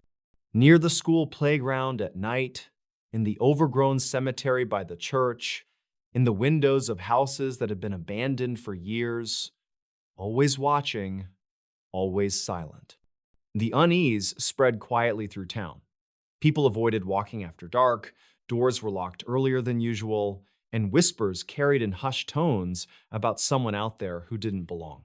Yet no one could have predicted what was about to unfold. One morning, a local farmer named Thomas failed to return from his routine before dawn chores. His wife went looking for him near the barn and found the doors ajar, a lantern still burning faintly inside. But Thomas was nowhere. His boots were left in the dirt as if he had stepped out of them. His coat hung neatly on a nail, untouched. Search parties combed the fields, calling his name until sunrise painted the horizon, but there was no sign of him. Days later, the sheriff's department received a brown envelope slipped under their office door. Inside was a photograph, grainy and dark. It showed Thomas standing under that same streetlight on Ashwood Lane, staring into the camera with lifeless eyes. Behind him, barely visible, was a figure in the shadows, taller than him, with its head tilted unnaturally to the side. The envelope had no return address, no fingerprints, nothing. That photograph marked the beginning of what locals would later call the season of fear. Not long after Thomas vanished, a young couple driving home from a late-night movie reported seeing someone lying on the side of Miller Road. They pulled over, thinking it was a person in need of help, but as soon as they stepped out, the figure bolted into the woods. The man gave chase for a few steps before stopping. Because the fleeing figure didn't run like a person, it moved in jerks and lurches, arms hanging at strange angles, its head snapping from side to side as if it were searching in the dark. The couple drove straight to the sheriff's office, their voices trembling as they tried to explain what they saw. Then came the second disappearance. A school teacher named Linda failed to show up for class one morning. When officers checked her home, they found the front door unlocked and her car still parked in the driveway. Inside, everything seemed in place, except for a trail of wet footprints leading from the back door to the kitchen table. On the table lay another photograph, this time showing Linda sitting inside her car with someone standing behind her, their face obscured by a hood, one hand resting on her shoulder. The photo looked recent, taken perhaps the night before. But Linda was gone, and she would never be seen again. By then, fear had reached a boiling point. Parents refused to let their children play outside. Night patrols doubled, yet they caught nothing. People swore they saw someone lurking, yet whenever police responded, there was no trace left behind. More photographs began arriving. Each one slipped quietly under the sheriff's office door, each one showing the missing person in an eerie pose, always with that shadowy figure lurking close by. No one could figure out who was taking the photos or how they were being delivered without anyone seeing. The strangest part was how public it all seemed. These crimes were not hidden in distant woods or secret basements. They were unfolding right in the heart of the community, in plain sight, yet no one could stop them. Weeks stretched into months. Fear became a way of life. People began boarding up their windows, selling their homes, leaving town altogether. The main street grew quieter, businesses closed earlier, and whispers about curses and old legends spread like wildfire. Some claimed the town was built over unmarked graves. Others swore it was the work of a cult operating in the open, using fear to control everyone. But no explanation ever satisfied the dread that lingered. One late evening, just before winter, a group of teenagers dared each other to spend the night near the abandoned church at the edge of town, a place where several sightings had been reported. They brought flashlights and snacks, laughing nervously as they tried to act brave. But by midnight, laughter had turned to silence. They noticed movement inside the church through the broken stained glass windows, a figure pacing slowly up and down the aisle. When one of them shone a flashlight toward the doorway, the beam caught something horrifying. Dozens of photographs, just like the ones the sheriff had received, were taped along the inside walls of the church. Faces of the missing stared back at them, each photo showing the same shadowy figure lingering close behind. The teens fled in terror, but not all of them made it home. By morning, one of them was missing, leaving only his flashlight at the church's entrance, still glowing weakly against the cold stone steps. Another envelope appeared at the sheriff's office the following day. Inside was a photo of the boy standing in the church doorway. Behind him, the same towering shadow, head tilted to the side, staring into the camera. The sheriff, exhausted and overwhelmed, admitted he could no longer protect the town. Investigators from the outside came in, studied the photographs, interviewed witnesses, searched every corner. Yet nothing ever tied together. No fingerprints, no signs of forced entry, no fibers or DNA. The figure that everyone saw always remained just out of reach, always disappearing the moment you tried to focus on it. In time, the disappearances slowed, but the fear never left. The town became hollow, many families abandoning their homes. The church was sealed, the roads grew empty, and even now, those who live nearby refuse to speak of what happened. They say if you drive down Ashwood Lane late at night, you might see someone standing perfectly still under the streetlight, staring without blinking, waiting. And if you stop to look too long, you might find an envelope on your doorstep the very next morning holding a photograph of yourself with that same figure standing right behind you. To this day, the crimes remain unsolved, the photographs remain locked away in evidence files, and the figure that haunted the town has never been identified. It all happened in plain sight in front of neighbors, friends, and family, yet no one was able to stop it. And perhaps that is the most terrifying part, that the truth was never hiding. It was standing right there, watching as people vanished one by one into the darkness. A trail of evidence that led to nowhere. It began on a chilly evening in the outskirts of rural Pennsylvania, the kind of evening where the air carried the scent of damp earth and the fog rolled low, hugging the ground like a shroud. A call came into the local sheriff's office just after sunset. A driver reported an abandoned pickup truck parked at an odd angle along a narrow country road. Its headlights were still on, casting pale beams into the trees. The engine had long gone cold, but the driver's side door was ajar. Deputies arrived quickly, their flashlights cutting through the mist. They found the truck exactly as reported. Inside were scattered belongings, a jacket, a half-empty thermos, a pair of work gloves, and on the passenger seat, a wallet with identification still inside. The keys dangled in the ignition, but the owner was nowhere to be seen. The search began that night. Locals, officers, and volunteers combed through the surrounding woods with lanterns, dogs, and voices echoing into the dark. For hours they called his name, their shouts swallowed by the thick forest. The only sounds that answered were the rustling leaves and the occasional distant cry of an owl. By midnight, nothing was found. The following morning, investigators returned.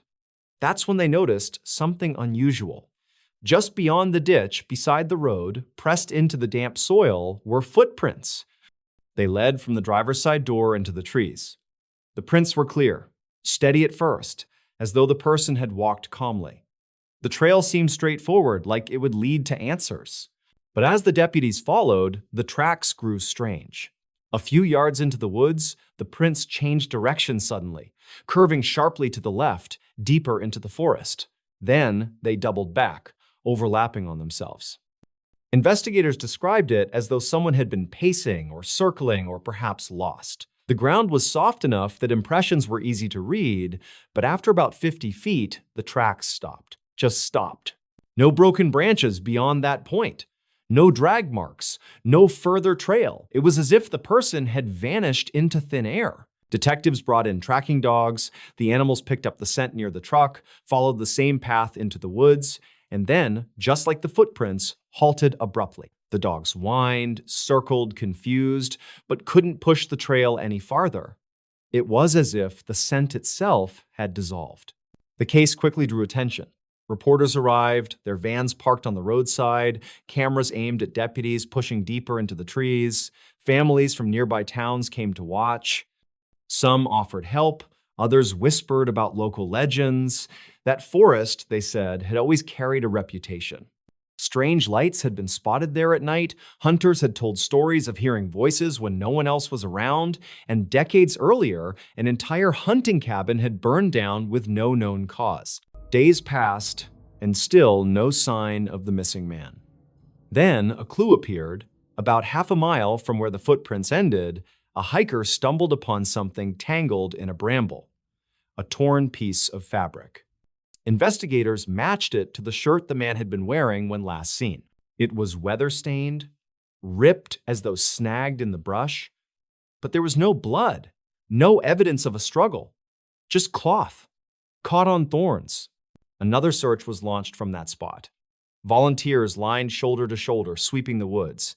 They found more oddities. A boot print deep in the mud, but only one, not a pair. A cigarette lighter sitting neatly on a moss-covered log, though the man wasn't known to smoke. And strangest of all, a small trail of coins scattered in a line through the leaves. Quarters, dimes, pennies, each one spaced a few feet apart, leading nowhere.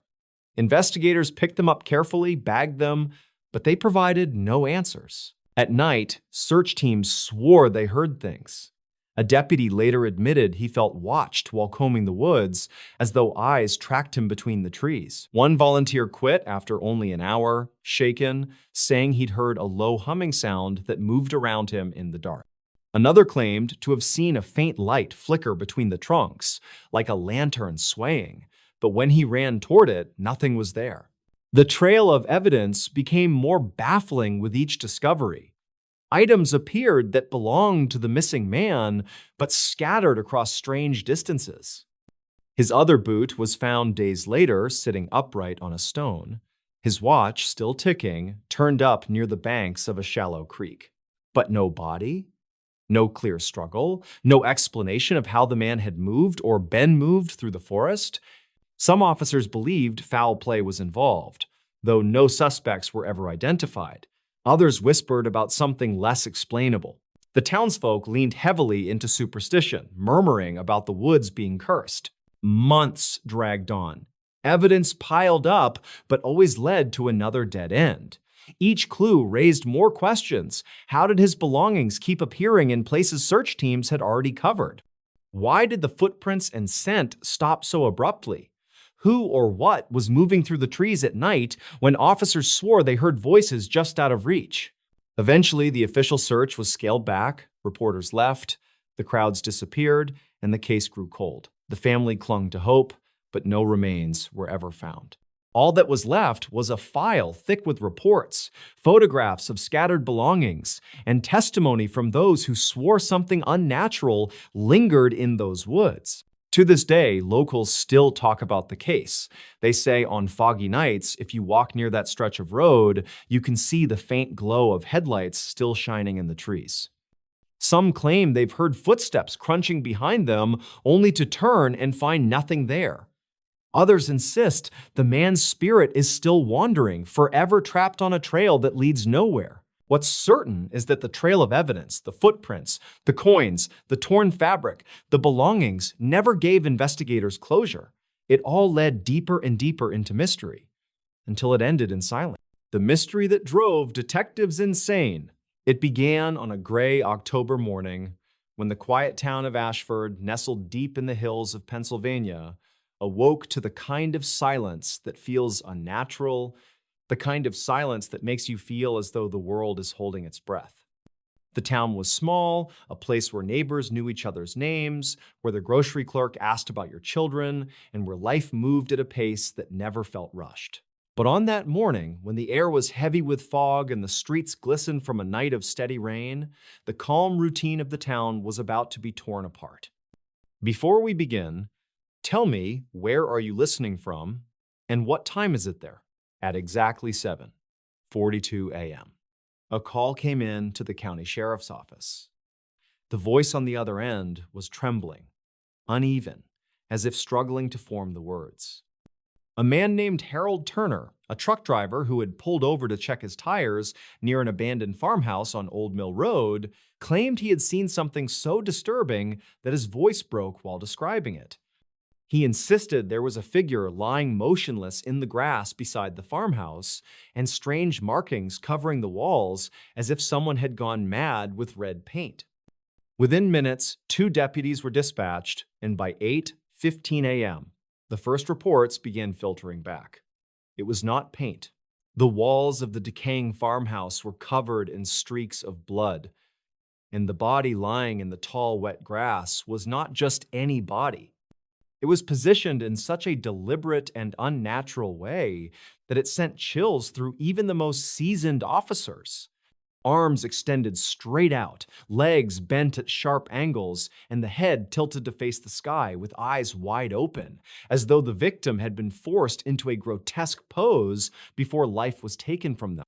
The coroner was called, and as the body was examined, it was revealed that the victim had no identification, no wallet, no phone, nothing to indicate who they were. Their clothes were generic, the kind one might buy at any discount store, but there was something unusual. Sewn into the lining of the jacket was a small piece of parchment, brittle and yellowed with age, on which strange symbols were scrawled in dark ink. No one at the scene could decipher it. By late morning, detectives from the county's investigative unit arrived. Among them was Detective Marshall, a man with 20 years on the force, known for his calm under pressure, and Detective Reeves, younger but sharp, with a reputation for connecting dots that others overlooked. As they stepped inside the farmhouse, both men felt something shift in their stomachs. The air was thick, damp, and filled with the sour smell of rot. The wooden floors creaked as though groaning under an unseen weight, and the blood smeared across the walls seemed to form patterns rather than random splatters. Reeves muttered under his breath, pointing at the largest smear on the far wall. It was not just blood, but a circle, crudely drawn, with jagged lines cutting through it like rays. Around it were smaller markings, symbols that matched the parchment hidden in the victim's coat. No fingerprints, no footprints, no signs of forced entry. Whoever had done this had moved with precision, leaving behind something that felt more like a message than a crime scene. Word of the discovery spread quickly, and soon the small town was drowning in rumor. Some whispered about cult activity, others about a drifter passing through, and some insisted it was something darker, something that could not be explained by rational means.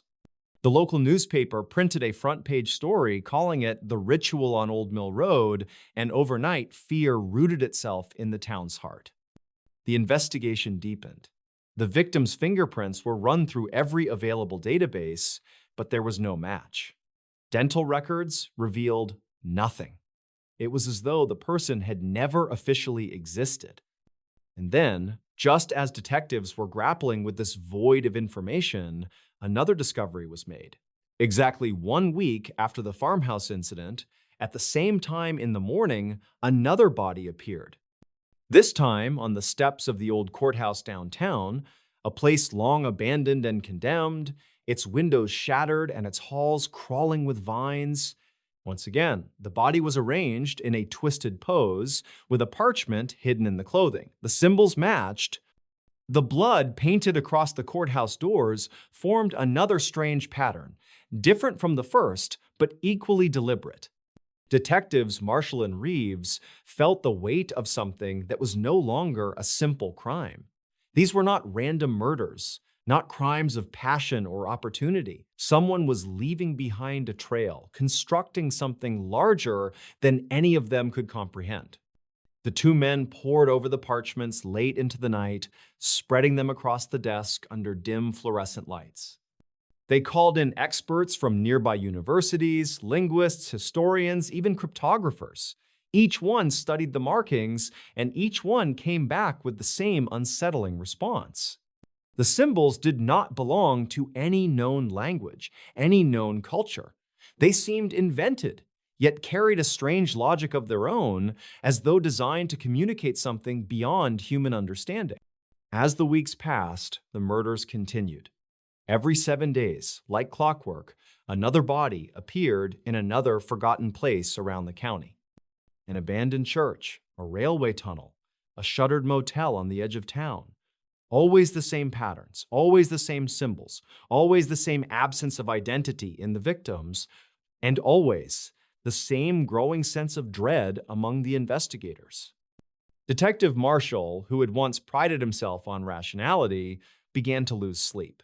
He confessed to Reeves that he heard whispers at night, voices that seemed to come from nowhere, repeating words he could not understand. Reeves, though skeptical, admitted that he too felt a constant pressure, a sense of being watched when alone. Their colleagues noticed their decline. What had begun as a case had become an obsession, one that clawed at their sanity with every passing day. The media attention swelled, with reporters descending on Ashford, painting it as a town cursed, a place gripped by an unseen terror. Residents began locking their doors before sundown, avoiding the streets after dark. Churches filled with people desperate for comfort, while others fled the town entirely. Businesses closed, leaving storefronts empty. The once quiet community had been hollowed out, consumed by fear. Then came the night that finally broke the detectives. It was bitterly cold, with frost coating the ground like glass. A call came in at 3:17 a.m. reporting movement at the abandoned railway tunnel where one of the bodies had been found. Marshall and Reeves rushed to the scene, flashlights cutting through the icy darkness. As they stepped inside the tunnel, their beams illuminated something that stopped them cold. The walls were no longer streaked with old graffiti, but covered in fresh blood, thick and wet, spelling out words they could almost read. As they moved deeper, the symbols began to shift, curving into forms that resembled letters, as though the unknown language had begun merging with English. And at the far end of the tunnel, sitting upright against the wall, was a figure they recognized. It was Harold Turner, the truck driver who had first called in the farmhouse discovery. His eyes were open, his expression frozen in terror, his hands clutching another parchment. On it, scrawled in shaky handwriting that was unmistakably human this time, were the words, "They are coming and you cannot stop them." The sound that followed was one Marshall would never forget. A low hum vibrating through the steel of the tunnel, so deep it rattled their bones. Reeves dropped his flashlight, and in that moment of darkness, something moved. Not footsteps, not the shifting of a person, but a ripple, as though the air itself was alive. When they scrambled back toward the entrance, both men swore they saw shadows that did not belong to them, stretching unnaturally along the walls, reaching out like hands. In the weeks that followed, the case unraveled. Reports were filed, but the words within them made no sense. Evidence vanished from storage, parchments crumbled to dust as though they had never existed. The higher authorities dismissed it all as hysteria, a town caught in the grip of collective fear. Detectives who had worked themselves to exhaustion and lost their grip on reality. Marshall resigned not long after, retreating to a cabin in the woods where no one could reach him. Reeves disappeared entirely, his apartment left unlocked, his belongings untouched, as though he had simply walked out and never returned. The murders stopped as abruptly as they had begun, leaving behind no answers, only scars. To this day, the story of Ashford is whispered about in Pennsylvania, the tale of a mystery so profound it drove the best detectives to madness. Some claim it was a cult, others that it was something far older, something that had slipped into our world for reasons no one could explain. But those who were closest to it know one thing. It was not a case that could be solved.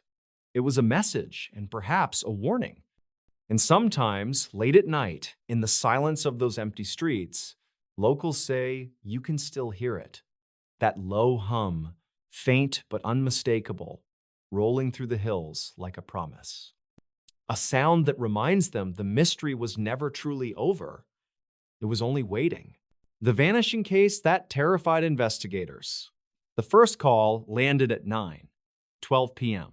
on a drizzly Thursday along Highway 22, where the road slips past the dark water of Detroit Lake and into the timber that locals simply call the Ridge. The caller's voice was steady, then it wasn't.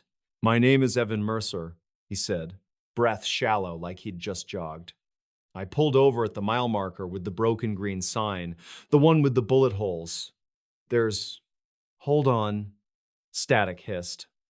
A soft scrape, like a jacket sleeve, brushed against the phone. "There's someone in the trees. They're not moving right. They're not walking, they're not." The line crackled, then went silent for 3 long seconds. When the dispatcher asked him to repeat, Evan said, "Quieter. If I don't answer in a minute, please send someone. Please hurry." The call ended with a wet clicking sound, as if a tongue tapped the microphone, and nothing more. "Before we begin, tell me, where are you listening from and what time is it there?" Patrol car 3 King 7 reached the pullout at 9:27 p.m. and found an old F-150 idling with the driver's door ajar. The overhead light was on, and a thermos steamed faintly in the cup holder. A phone lay face down on the passenger seat, recording a 9-minute voice memo that the deputy, a calm woman named Lena Alvarez, downloaded on the spot. Her body camera caught everything. The first minute was just engine, rain, and a bright pulsing hum too low to be a siren. The rest was the sound of the forest taking slow breaths. Detective Rowan Hale arrived from the county office at 10:04 p.m., the kind of investigator who carried a metal tape measure and wrote times down to the second. He stood in the beam of his cruiser, a pale rectangle of light on wet asphalt, and listened to the lake pushing softly at the rocky shore below. Pines crowded the slope, black spears against a wool sky. The smell of hot engine blended with a sharp metallic odor, like a coin pressed hard to the tongue. "Mercer?" he called. The trees said nothing. They found footprints immediately. Evan stepped out of his truck in work boots, size 11, crossing the gravel shoulder toward the tree line. The rain softened the edges, but every other detail was crisp. Heel, arch, toe. Then the prints did something that made both investigators forget to breathe for a beat. They simply ended. Not faded, not scuffed away, stopped. The last print lay in the gravel mid-stride, the tiny stones within it undisturbed, as if the boot had pressed into powder that wasn't there, lifted, and left no next step. "Could be," he hopped, Deputy Alvarez whispered, not believing it. "Where to?" Hale said, and lifted his flashlight. The beam scanned the wet trunks. 10 feet in, a birch peeled a silver ribbon of bark. Farther back, the forest went so dark, the light seemed to fall into it. No dragging marks, no sliding mud, no impression of knees or hands, just the last step and the next step missing. At 10:22 p.m., the tow truck driver, a night owl named Beasley, who moved like he was always recovering from the last thing he saw, holstered his gloves and crossed himself when he looked at the prints. He said it without looking at the woods. "This place eats things." The search started by 11. State troopers, county volunteers, 2 SAR handlers with dogs, one named Gipper, the other Foxy, both usually eager to barrel into brush. They took one sniff of the air and sat. Not frightened exactly, braced, as if whatever their noses told them was both confusing and beneath their notice. When the handlers coaxed them forward, the dogs went a few yards into the trees, stopped at the last footprint, and stared at a point 3 feet above the ground, tails flat, heads tilted in the same uncanny angle as if they were listening to something no one else could hear. At 12:17 a.m., a deputy radioed a report of dim white lights flickering deeper in the trees. Hale and Alvarez pushed in to check. What they found was stranger than flashlights. 3 lengths of mylar, the kind used for emergency blankets, were snagged high on branches and rustled as the wind shifted. Their reflective surfaces shivered with every gust, throwing off weak glints like eyes. But there were no footprints beneath the trees they hung from, no sign anyone had climbed to place them. Hale measured the height with his stick. The lowest strip was more than 10 feet up.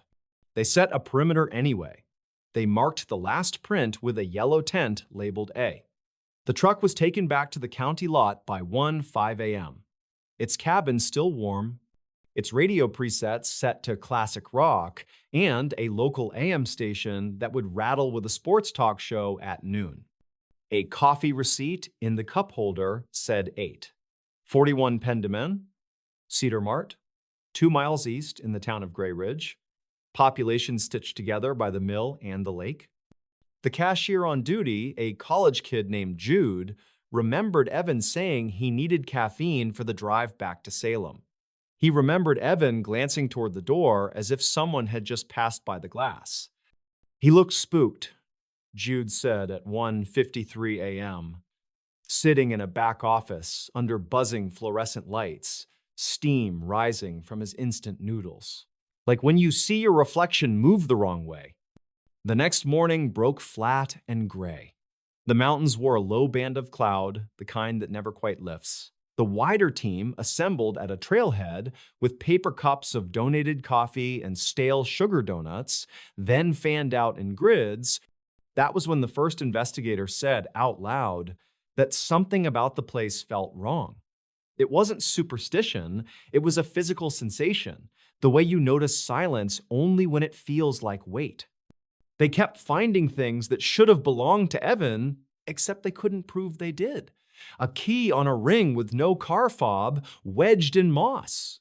A strip of duct tape stuck to a rock, perfectly smooth as if it had never touched anything. A silver coin embedded in the mud so deeply that the date stamped on it had been polished smooth by grinding it against nothing.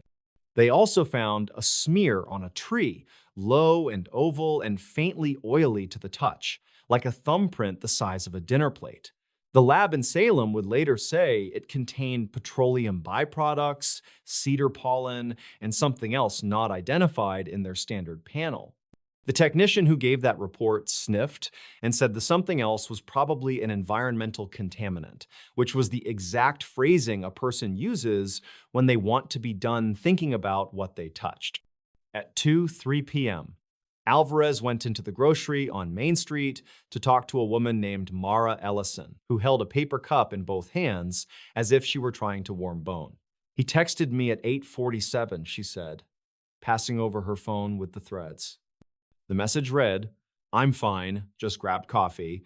The lake's got that weird low fog. It sits like it's thinking." Then at 9:06, "There's a green sign. Wind is kicking up. I hear something and then nothing else." She had called at 9:20 when he didn't answer. "He doesn't ghost me," she said, and the way she said it told them everything. Hale asked what Evan did for work. He managed a small warehouse, took weekend trips to fish, paid his bills on time, kept a list in his phone of guitar chords that sounded good after midnight. He wasn't running from anyone. He wasn't trying to disappear. He had a dent in his truck door that he still hadn't fixed because he said it made the truck look honest. He laughed at bad jokes and bought extra firewood for friends at campouts. That evening, he'd been headed home from a helper job at a friend's cabin on the far side of the lake. A normal day, nothing magic in it until it was. The traffic camera at mile marker 142 was an old unit bolted to a leaning pole, its feed flowing into a state server that an IT tech in Salem could pull within minutes. At 4:11 p.m., Hale and Alvarez sat in a dim room at the sheriff's office while the tech scrubbed back and forth across a sliver of time. 9:19 p.m. showed the edge of Evan's truck.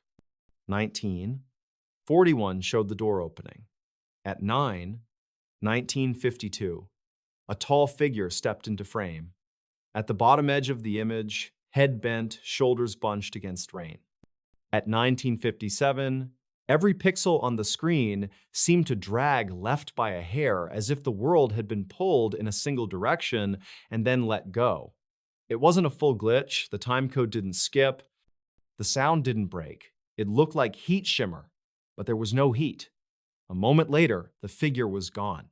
Frame drop, the tech said, and then frowning, except it isn't. He tapped keys, there's no missing data, the codec logged a continuous packet stream. He didn't like saying that. Sometimes these older units get interference. He made a show of checking for lightning strikes that never happened and solar activity that wasn't present either. When he left, the small room smelled faintly of old carpet and coffee, and Hale wrote the time down again, because writing times was how he kept a grip on what the world was supposed to do. The word for what the case did to investigators began as tired jokes. Maybe we should start charging the ghosts rent. By the third night, nobody joked. The third night was when Alvarez lost 41 seconds. It was 2:13 a.m. when she walked alone down the shoulder of the highway, past the pullout, body cam glowing a neat blue bead in the dark. The rain had thinned to mist that glittered in her beam. She narrated for the record the way they are trained. Alvarez walking southbound, wind negligible, pavement wet, no vehicles, audible lake wash to my left, smell of cedar. It's cold. Then she stopped speaking because she heard it. The hum. It was not electricity, it was not a plane, it was the noise a taut cable makes when the wind plucks it. It vibrated in her teeth. Her beam swung once across the trees and came back to the road, and then the video blurred, not in a smear, but in a folding. The yellow center line ahead of her looked like a ribbon being drawn into the woods, little key stitches of paint bending toward the trunks and then releasing. She took one more step and had the sensation of putting her foot down into air that did not expect it. The video never cut, the timestamp never jumped, but her voice, steadily narrating, was gone for 41 full seconds, replaced by soft rooftops of sound like waves falling over a gravel bar. When the sound of her voice returned, she was saying, "No, I'm good, I'm right here," and her breath was hitching. She stood on the shoulder with her hands braced on her knees, and the night came back in layers, wind in the mylar strips, a truck rumbling faintly miles away. Her own pulse drumming so loud inside her ears, it sounded like someone knocking from the inside of a closet. "You okay?" Hale said, moving to her, and she nodded too fast. She wouldn't describe what she saw fully for a day. When she finally did, she said it in a low, even tone at the end of a long interview. "The road tilted," she said. "Not the pavement, not the earth, the place where you decide which way to step. It tilted toward the trees. If something wanted a clean line, it would wipe the line you chose, and you'd walk into where nothing has a step." The case file swelled with interviews, maps, lists. Hale added a page about an earlier disappearance that the old-timers mentioned only if you prompted them with dates. A logger named Kenner went missing in roughly the same stretch, back when the mill still paid cash at the end of the week and the tavern stayed open until sunrise. According to a man named Fielder, who kept a ledger of local deaths because the county clerk's office was a 50-minute drive, Kenner's truck had also been found idling with its lights on and his lunch pail still latched. The printout with an excerpt from that ledger became tab 23. In pencil, Hale wrote in the margin, "Pattern." By day 5, the search scaled down. It always does. People have jobs, fuel costs, the lake never stops pushing at the rocks, and even grief must sleep. Yet every night at 2-something in the morning, the AM band on the radio at the sheriff's office shivered into a non-signal, a dead station that rattled. When you turned the dial through it, the numbers 739 seemed to whisper past in sequence 3 or 4 times. Not a full voice, just a cadence. The repairs crew came in and tightened everything, and the sound came back anyway. Then, a small thing that got under everyone's skin. A janitor named Ruth found the chain from Evan's keyring lying on the tile in the hallway outside the evidence room one morning when she came in a few minutes before sunrise. It was the cheap kind of chain made of tiny balls. It had a small kink in it that Mara later said she recognized, and the link that would have held a fob was bent, as if someone had tried and failed to add a key in a hurry. The inventory log showed the keyring inside the sealed bag inside the locked cabinet. The bag weighed the same, looked the same, sat exactly where it should have been, and when they opened it, the chain was intact and the kink was where Mara remembered. The chain in the hall, same length, same feel, sat on Hale's desk in a small dish for the rest of the month, and people avoided looking at it because it was easier to pretend that kind of duplication belonged to a mistake. At 10:13 p.m. on day 7, a man drifting a small aluminum boat along the north shore of the lake called in a sighting. He said a white shape moved among the trees near the mile marker, a pale figure gliding parallel to the shore and then stopping. He rowed closer. The shape was a refrigerator box, flayed open on one side and flapping in the breeze, caught between trunks. When officers hauled it out, they found the inside lined with, of all things, pages from a guitar chord book glued into a collage of E minor and D7 and A4, every page split and overlapped so that none of the chords formed a full diagram. The paper was dry. Hale wrote the time down anyway. He did not say anything about the list in Evan's phone of chords he liked after midnight. Night 9 was when it turned personal enough to break the last of the gallows humor. Hale woke in his room at the Cedar Motor Lodge at 2:16 a.m. to the soft hum. It vibrated the window glass. He sat up and put his feet on the carpet and felt the pressure in the air as if a storm were about to hit. The red numbers of the clock read 2:17. He stood, crossed to the sink, and turned on the tap for noise, then turned it off again because the water came out in staccato bursts like it was remembering how to be water. The chain on his door clicked once with no one touching it. He would not write that in the report because even he had a line he didn't want to cross, but he wrote the time. 2:18. He stared at the door long enough to hear the people next door whispering through thin drywall. A woman's voice said, "Don't say it out loud," and a man's voice said, "We didn't." By then, Gray Ridge's rumor mill was grinding full speed. The woman who ran the pie shop on Main told anyone who would listen that she had driven past that mile marker around 10 p.m. the week before and watched her dashboard clock stutter backward from 10, 7 to 10, 5, and then tick forward again like a skip in a record. A youth pastor from the church near the school said he'd hiked the ridge years ago and felt his legs tremble in a patch of sunlight that shouldn't have been there because the canopy was too dense. A retired surveyor named Orville talked about a singing wire he'd heard when he was a young man stringing telephone lines, the kind of sound that makes your fillings itch. He said the ridge had its own weather. He said not to whistle there at night. He said a lot of things. And then he said nothing at all and rocked gently on his heels.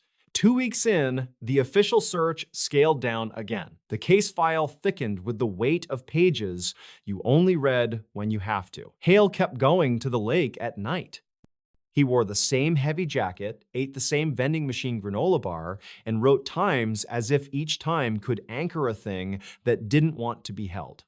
At 1:59 a.m.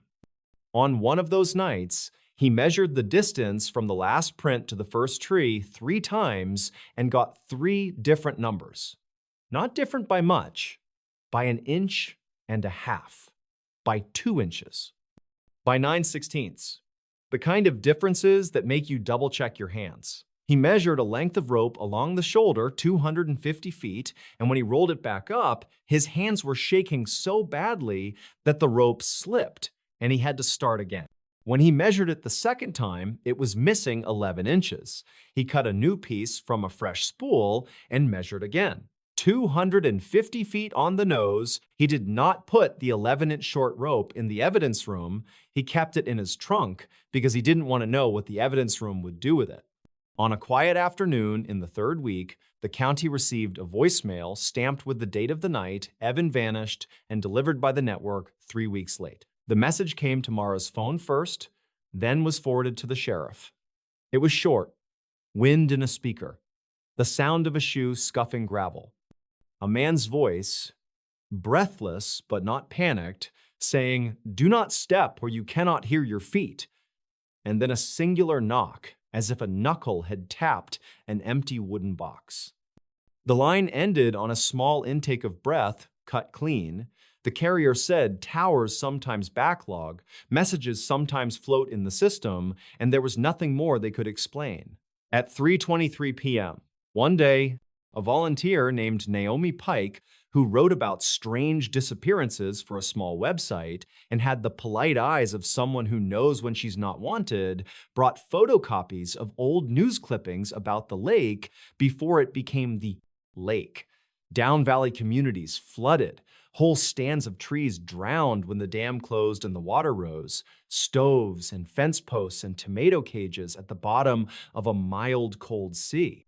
One article quoted an older ranger, long dead now, muttering on record that the ridge made compasses slow. Naomi handed everything over without flourish and went back to her rental car. Her taillights glowed red against the rain as she pulled away, then dissolved into gray.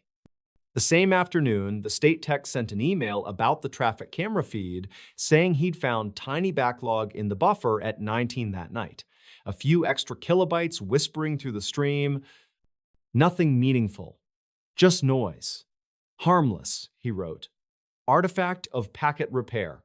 He added a smiley face. When Hale read that line, he stood abruptly, walked outside into the wind, and stood under the bare flagpole until the wind cut his eyes and he felt calmer. There were more calls at night. A man who swore he saw a figure standing in the shallow wash at the lake's edge, looking out at the black water. Both hands raised like he was warming them over a fire no one else could see. A pair of night fishermen who heard a voice say hello from just behind them and then repeat it in a lower octave, as if two throats had learned the word together. Two teenagers who parked at the pullout and joked loudly to keep brave until they noticed all the night insects had gone silent at once, as if a hand had pressed down on a switch, and they drove away so fast they forgot to switch on their headlight. Then, one more thing that turned the case from frightening to personal for the people wearing the badges. At 2:31 a.m., the day before the file was supposed to be transferred to a colder desk, Alvarez was typing up a supplemental when her monitor blinked black and came back with a blinking cursor inside a blank report she had not opened. The cursor jumped on its own. A single word appeared in the field where the case name should go. Here. Then nothing, and the monitor returned to her report as if she had never left it. She stared until the clock at the bottom corner ticked over to 2:33. She saved her report, closed the lid, and felt her throat press shut like a hand had rested around it. She signed off early and drove to the lake. She stopped 100 yards short of the pullout. She turned off her lights and sat in the dark, listening. She did not get out. She did not press record.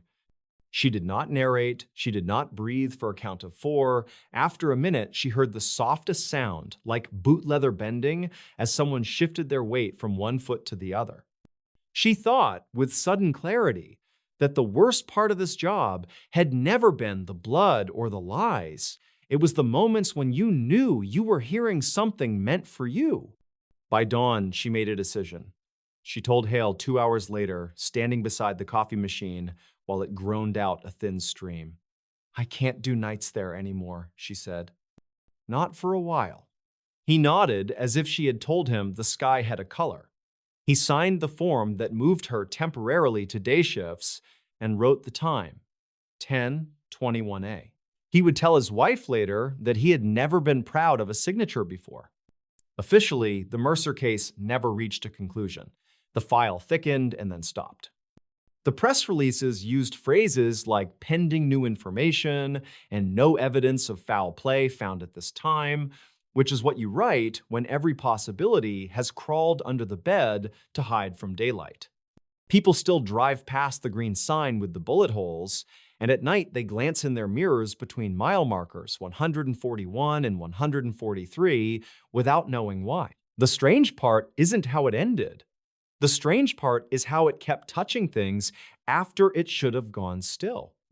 Months later, a family walking the shoreline in April found a sealed jar in a tangle of drift close to the pullout.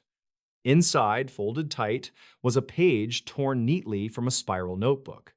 The page was blank at first glance. Only when they tilted it toward the sun did they see faint writing impressed into the paper, as if someone had written on a page above it and the pressure left ghosts of letters. It read, in sharp, ordinary handwriting, "Never step where sound has left." The letters walked down the page and thinned at the end. The jar lid was on tight. There was no water inside. The family turned the jar in to the county without their names. The clerk who accepted it put it on a shelf to be logged after lunch. When she came back, the jar was gone, and in its place sat a silver coin pressed so clean you couldn't read the date. On some nights, if you tune your car radio to the broken AM station near the lake, the dial will tremble as you pass that stretch, and a low thrumming will pulse through the speakers like the space between heartbeats. A voice, maybe the same voice that warned the dispatcher, maybe not, will rise out of static for just a moment. You won't catch the words. You'll only feel your feet on the pedals, your hands on the wheel, and the peculiar awareness that you are crossing a place where the world forgets its lines. Keep driving. Keep your tires on the painted edge. Count out loud if you have to. Hear your step. And if you stop, if you ease onto the gravel and lower your window and listen, the night will offer you the gentle wash of the lake, the whisper of wind through fir needles, and that thin cable hum plucked by nothing human. You will think about a man who stepped toward the trees with his shoulders hunched against rain. You will look down and see your own footprint, clean in the grit, and you will see that there is a space ahead of it where the next print should go and does not. Your mind will fill the blank with stories, so you can move. Choose one, make it a good one, bring it with you as you turn back to the wheel. Drive. The ridge will watch you leave and fold the sound of your engine carefully away, as if it has been saving a quiet place for it all along. Some cases terrify because of what they show you. This one terrifies because of what it takes away, one step at a time, until the distance between footsteps becomes a place all its own. When the investigators finally closed their notebooks and turned off their recorders, the lake kept breathing. The ridge kept humming. And somewhere, just past the broken green sign, the last clear footprint in the gravel waited under a thin coat of dust for the next person who leaned too close to the line where the world forgets to make the next step. The creepy legend that turned out to be real. There are places in America that carry a darkness with them, a weight that people feel the moment they step foot near them. Towns where locals whisper warnings, where stories are told to scare children into obedience, yet deep down, those same children know the stories were not just to frighten them, they were to protect them. Before we begin, tell me, where are you listening from and what time is it there? On the edge of a quiet town in Pennsylvania stood an abandoned farmhouse that no one dared approach after sunset. The house sat along a narrow dirt road, hidden behind rows of tall skeletal trees that looked almost like they were trying to conceal it. The wooden boards were weathered and gray, with the roof sagging inward and broken shutters hanging by rusted hinges. To anyone passing by, it was just another decaying building in the countryside, but for the people who lived nearby, it was known as the house that should never be entered. The legend had been whispered for decades. People spoke of screams that carried through the woods at night, of lantern lights flickering in the upper windows, even though the place had no electricity. Travelers claimed to see a figure standing motionless at the end of the road, a silhouette with no face, before it suddenly vanished. The story went further, darker, telling of a family who once lived there, a family that had mysteriously vanished one cold November night. No one could ever explain what happened, but when authorities entered the farmhouse, they said the dinner table was set as if the family had been about to eat. The food was untouched, and the chairs were neatly tucked in. It was as though the people had simply stood up, walked out into the woods, and never returned. For years, nobody dared to touch the property. Nature reclaimed the land, vines crept up the siding, and the windows were clouded with grime. But the legend lived on. High school students dared each other to walk up the road on Halloween, and some swore they heard footsteps following them even when no one was behind them. Others spoke of whispers drifting through the night air, soft and urgent, urging them to turn back before it was too late. It was late October when three friends from town decided they were going to prove the stories were nothing more than exaggerated tales. The evening had turned colder than expected, and the wind carried with it the smell of damp leaves and distant wood smoke.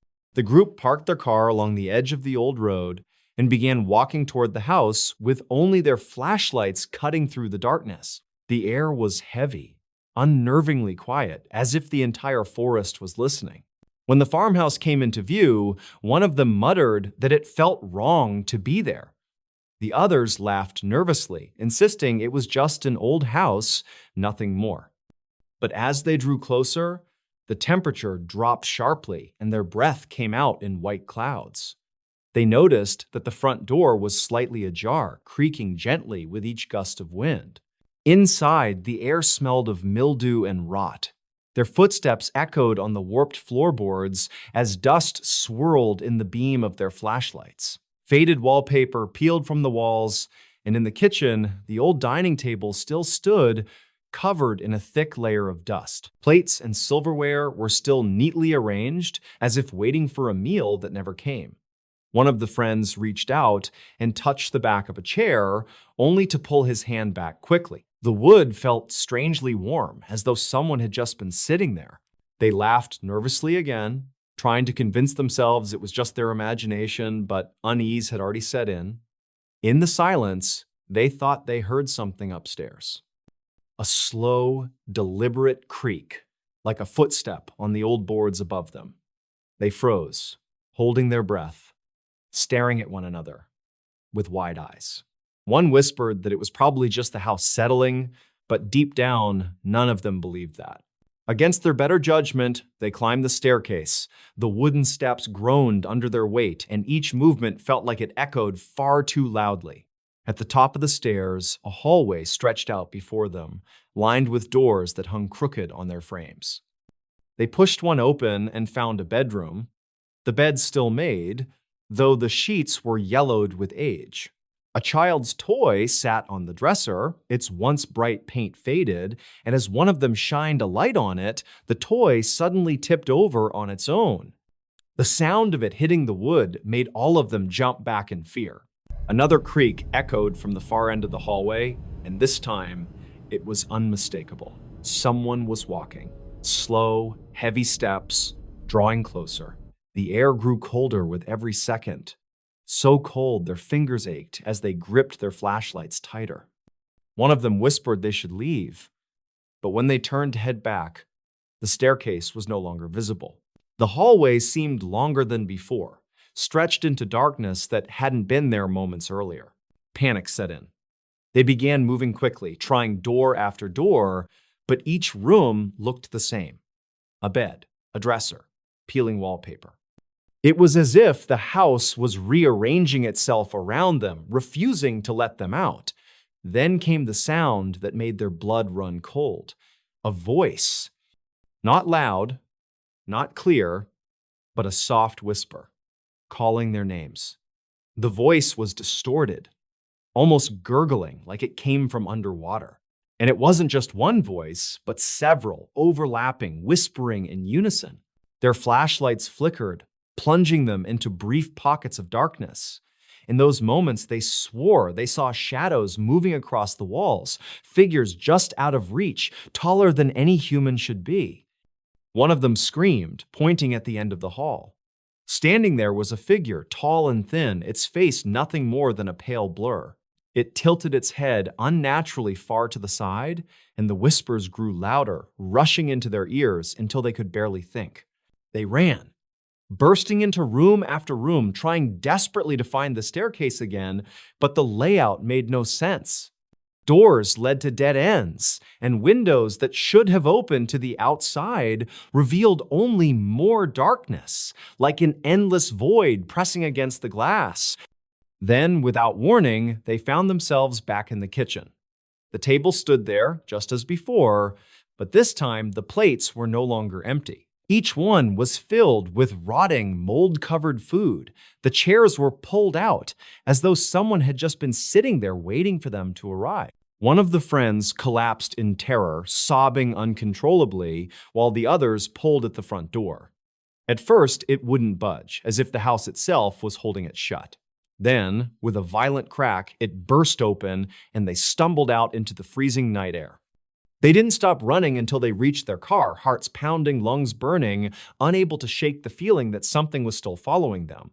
When they finally made it back to town, they were pale and trembling, barely able to explain what had happened. They swore they would never return, and in the days that followed, each of them suffered strange disturbances. Footsteps in their homes at night, whispers in their ears when no one was there, and dreams of the faceless figure watching them from the shadow. Years later, people still avoid the farmhouse. The story of those three friends only added to the legend, fueling the warnings that locals passed down. Some say the house is a trap, built not to shelter a family, but to lure the living inside and keep them there forever. Others claim the family that vanished never truly left, that their restless spirits still wander the halls, whispering for company in the endless dark. What makes the legend truly terrifying is that it has never faded. New reports surface every so often. A hiker who got too close to the road swore he saw a lantern light flickering in the upstairs window. A driver passing by late at night claimed a figure stepped into the road and then disappeared into thin air. Some say if you stand outside the farmhouse at midnight, you can hear the sound of chairs scraping across the wooden floor, and if you don't leave immediately, you'll never walk out again. The farmhouse still stands, decaying but undefeated, as if time itself refuses to touch it. And the legend remains alive, not just a tale to scare children, but a reminder that some places carry with them a darkness that cannot be explained. A darkness that does not let go. The creepy legend turned out to be real, and anyone who doubts it only needs to step onto that lonely dirt road at night. If they listen closely, they'll hear the whispers waiting for them, calling them by name, ready to welcome them into the house that never lets go. When ordinary nights turned into real-life nightmares, the evening had been calm, almost too calm, as if the world itself was holding its breath. It was late autumn, when the days shortened quickly and the cold crept in long before the sun had completely disappeared. The small town of Pine Hollow, tucked between stretches of woodland and winding rivers, was the kind of place where people locked their doors out of habit rather than fear. For years, nothing truly terrible had happened here, and that quiet sense of safety was exactly what made what followed so disturbing. Before we begin, tell me, where are you listening from and what time is it there? On a Thursday night, just past 9, the streets were nearly empty. A few porch lights glowed faintly, and the sound of televisions drifted from living rooms where families settled in after dinner. The air smelled of damp leaves, and a thin mist curled along the edges of the forest that surrounded the town. It was on nights like this that people usually felt comfort in routine, yet beneath that surface calm, something unnatural was already stirring. At the edge of town stood a narrow road that led into the trees, a road most people avoided at night.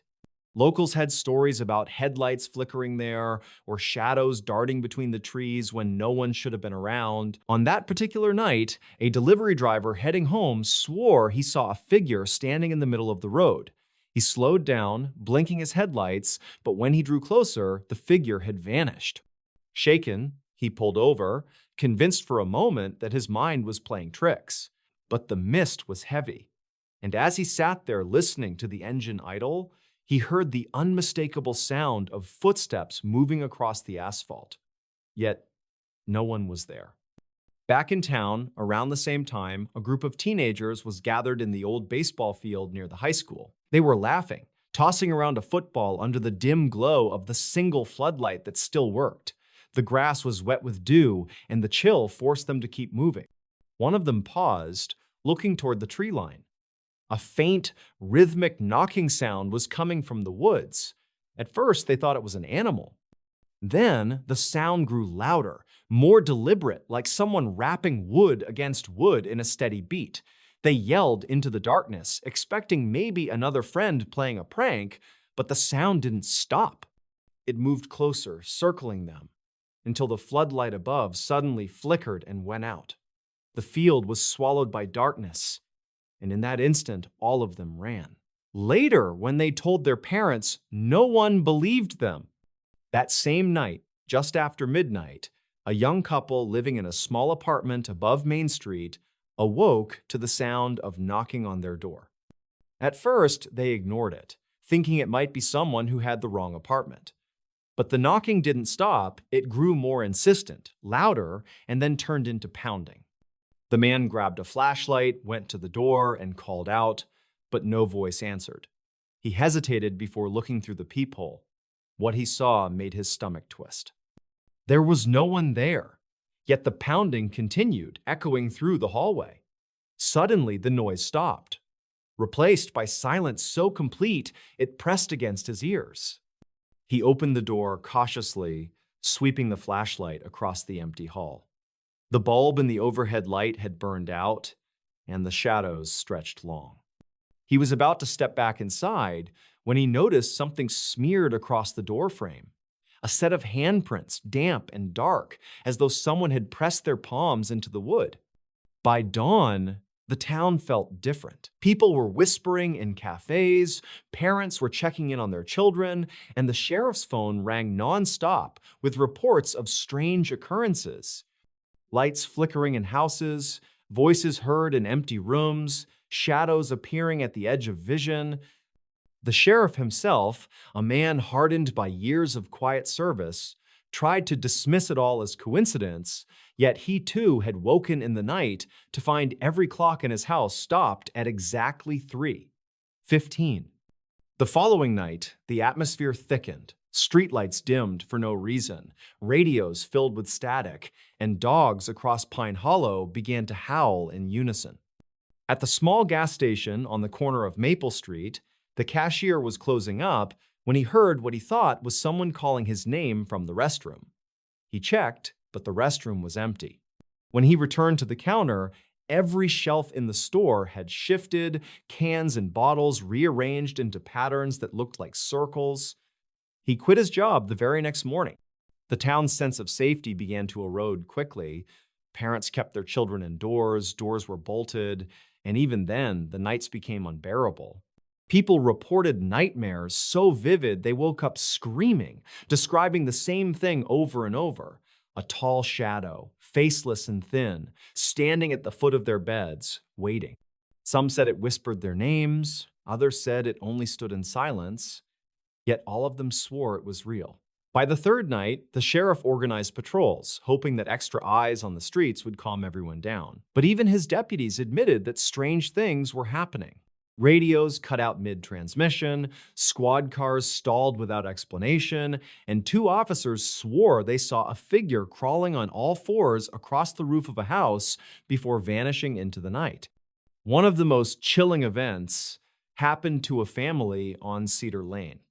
Just after 2 in the morning, their smoke alarm went off. The parents rushed through the house, searching for fire, but there was no smoke, no flames.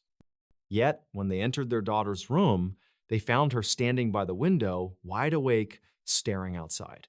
When they asked what she was looking at, she pointed into the yard and said, "He's waiting." The parents looked, but saw nothing.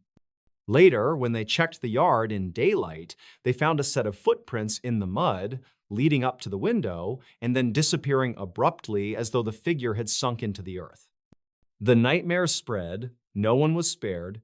People reported hearing cries in the woods, whispers in their homes, and a constant feeling of being watched. Businesses closed early, church services filled with frightened families, and yet no explanation ever came. Scientists were called in from the city, trying to measure electromagnetic fields, looking for gas leaks, anything that might explain the mass hysteria. They left empty-handed, shaken themselves after spending one night in the town. One night, a heavy storm rolled through. Thunder shook the houses, rain hammered the rooftops, and the wind carried voices that seemed to call out from everywhere at once. Entire neighborhoods lost power. In that suffocating darkness, people saw things they would never forget. A woman walking her dog swore she saw dozens of pale hands pressing against the inside of her living room window, even though no one was inside. A truck driver passing through claimed he drove for nearly 20 miles without seeing another car, only to find the same broken down vehicle appearing again and again on the roadside.